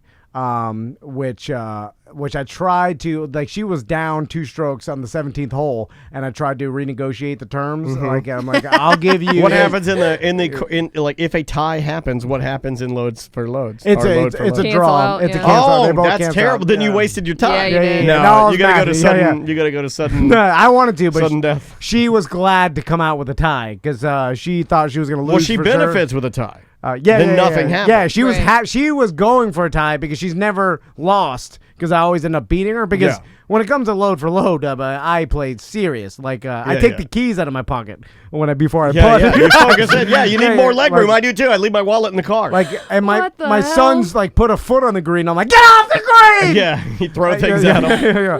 And then they're like, Tell everybody to be quiet. You know, some family behind me is making too much noise. I'm like, hey, shut up! yeah. I'm like, loads I'm for load loads. for load over here. You know what that is. Your dad knows what that is. Talk to your dad. Not load for load, you little idiots. Yeah, it's the only time I can get this. Anyway, so Sad life. the show's not called Tom's Happy Life. So there it is. It will be soon. We get a lot of voicemail about this particular topic. Hello, I'm a BDM and I was listening to the best of your ACT the other day where you talked about CPR not being hard. I work in a hospital and I do a lot of CPR with my particular job, and let me tell you, it's pretty. Can you turn down your He smooth? is jamming. Can you please turn down your smooth Motown music, sir? My God. hard, especially on a big fat guy. You get tired after about 30 seconds, and sometimes you have to do this stuff for an hour. An hour? Yeah, basically. Dude, if you're doing CPR for an hour, you're like too long. Like this is this guy, girl is dead. I've been doing CPR for 15 minutes on this lady with the multiple gunshot wounds. Turn my soul music up. I got another 45 in me. Yeah. Why would you do that? Yeah, that's a long time. I think that at is- that point, something should happen, right? Like you should be moved, or you should be at your destination, or you could go ahead and call it. Also, wouldn't you be a little concerned at like minute 58 if the lady was like, and you'd be like, oh my holy God. crap, you're here. She's like, what did I miss? You're like, you missed a whole hour. yeah. You should have brain damage, I think. Anyway, here's another one. So I'm listening to the BDM show. Tom's talking about his boating disasters. And Tom, I'm just going to warn you. if you all of a sudden die by some mysterious way, or one day your boat engine just stops working, you need to look at the big boating industry is coming after you. Because you were doing irreparable harm to the boating industry. Anytime I even think about getting a boat, I hear those stories. I'm like, that sounds awful. I would never get a boat after hearing that stuff. Okay. Anyway, don't say watch that. out. Big I've been boats coming emailing to get you. boat sponsors. He's trying to get Boats R Us to sign up. I don't make it sound that good, actually. I just can never get a boat sponsor because just I would have never to start goes talking. right. Yeah. Well, that's what it is. It's I have no business driving this thing around. I don't know what I'm doing. God, people are so mean. Juan called him Slopmouth Larry. His name is New York Wetmouth, right? Manny Manny Wetmouth. Manny Manny Wetmouth. Yeah. Like, it's hard to say. Manny Manny Wetmouth. Okay. Because he's from Maine. Yeah. Yeah, okay. Manny Manny Wetmouth. Let's try. By the way, last time I took my boat out, on the way back, like, I'm having a good time. I'm like looking out. I'm like, oh, it's was everybody on their phones? Like, no. Well, both my sons were the head down, like doing the. Oh, they still hate the wind? Oh, come on. No, not hate the wind, but just like laying down on the thing, like bored out of their minds. I'm like, have fun! Ah! Wake up! This is great. Yeah. Apparently, they don't like. They don't like fun, just like their old man. They don't like slowly. Probably they're not higher than Jong. They're not Jong or high. Yeah. So that hinders a lot of things. I told you, they always break your heart, don't they? Like when I bought Animal Crossing, it's $60 for my daughter. I'm like, it's the perfect game. Yeah. Oh, and she told me to my face, she goes, this is boring. Yeah. And it hurt my heart. It really, I'm very sensitive, and that really, really made me sad. Yeah. It's because I didn't buy it for me. I don't need a game about dumb animals living in a forest. Yeah. It's all the stereotypes are true. They'd rather just play in the box. All the dumb ass that actually occupies their time is free garbage. Not the expensive things you buy or like an Amazon box is dope. She loves it. You got another email for us? Okay, so this is called Zipper Challenge. Gentleman and Sam, I have recently dislocated a knuckle and torn a few ligaments in my dominant hand. I'm having to have surgery, but they have my hand immobilized in a brace until then. It's going to be a few months recovery, and that sucks because of this. I have determined that it is near impossible to zip up jeans with only one hand. I don't have the ability to use my second hand to hold the pants in place while trying to pull the zipper up. This is a bit easier with slacks or lightweight pants, and I can sometimes squeeze my thighs to get enough grip, but it's hard. Have any of you ever had to deal with this? I've had 3 shoulder surgeries, the same as Tom, so I assume he knows what I'm talking about. I invite you to take the zipper challenge with me in a show of solidarity. Jesus. So wait, so what am I supposed to do right now? You can only zip up your zipper with one hand. So you can't even like hold the other side. I don't know. Hold your pants I don't up. think I can do that. Yeah. Hold on, let me get Now, the question I have, which I don't think he mentioned, is the button already buttoned at the top of your jeans or your pants? That's the hard part. No, I can do that one hand for sure. I can do that one hand. Okay, look, I'm not going to show anything. I'm just going to... Oh, no. Watch out. Unbutton and zip down your pants. All right. Okay, there. One hand. Right. Okay, so here I am. One hand on zip the up. camera. Okay. Right, let's see if I can button them. Mm-hmm. Chubbies are elastic, though. I don't know if I can That do might be it. easier, though, because you got stretchability. Button with one hand. Don't look That's at the hard part. Don't look at the yellow. I'm looking right at the hair. Don't look at the yellow part. I don't think I can do this. It looks like... No, I can't do this. I'm just going to have to get naked now. I can't do it. It is difficult. Can you do it? I don't think you can do it. From only having one hand for small periods of time through either surgeries or cut my tendon in my hand one time, you could use. I got the button. You could use one finger to push because what I got it. Okay, got the button. Oh, yeah. Button is done. Now I got to do zipper. You got to squeeze your thighs, I think, like he said. Yeah. See, if you squeeze your thighs, you can do it. I'm doing it. But if he didn't give us the hint to squeeze your thighs, you probably wouldn't have done it. Or you could use your middle finger to push the material down while your index and thumb are pulling up. The bottom material? You gotta have long fingers though, so you use your middle finger to push the material or the flat. side material. Why do you have an erection? My God! Wait, now he's playing with it. It's like that. Like you see, you middle finger down. What do you, easy. Go easy. Don't do that. He's hammer-handed. Good Lord. We got Joe Exotic over here. He's going crazy. You love the tiger. I do. I just got the worst visual. Now I don't know if I'll ever get that out of my head now. Why? When you stood up, when you stood up, first of all, you have spearmint green. They are. You have the gayest spearmint green dancing shorts on. Where did you get those? Those are spearmint green Yeah. Cody Rigsby Peloton instructor shorts. He's my favorite gay instructor. He's awesome. We got Andrea. Look at how tiny these little spearmint shorts are. And then you stood up, full erection, and then started ding donging your zipper around. I feel like I just witnessed what happens in your bathroom with the sound No, off. What is wrong it's with you? fine. It's fine. I'm telling you, it's possible. It just It is takes possible. practice. It is. Just takes practice. Well, we took the zipper challenge. We took the zipper challenge. We'll do one more voicemail, and then we'll get out of here. Here's another run on CPR. People were mad. Yeah, yo, BDM Neil here. Tom, after my voicemail about the CPR, it was hilarious. You're totally right. Like, everybody's drowning in the ocean, and they get out, and they just look at the person, and they're, like, waiting. And they're like, and they're, like, hitting him in the face or something like that, and just waiting, and he spits out, like, all the water he was just drowning on. I'm like, that's him. What the Whoop, okay. You're talking about the movie drownings, where the person's slapping their face, grabbing them like God live, and then they just spit out some water. That doesn't happen. And I'll finish the last one with BDM Neil because he leaves us like 6 voice messages a day.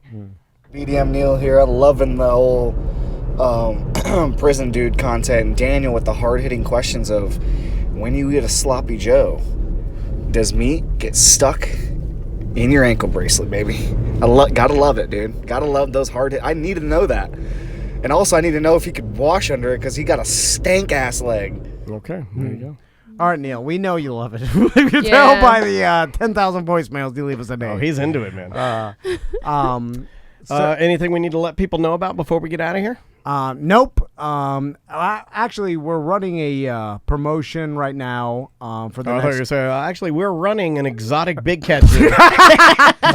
Tom and Dan. I got a lion and some tigers. We're doing it, dude. That's hilarious. I got a lion on some tigers. Ultimate dad joke. That was my mumble mouth. All my jokes are not even on purpose.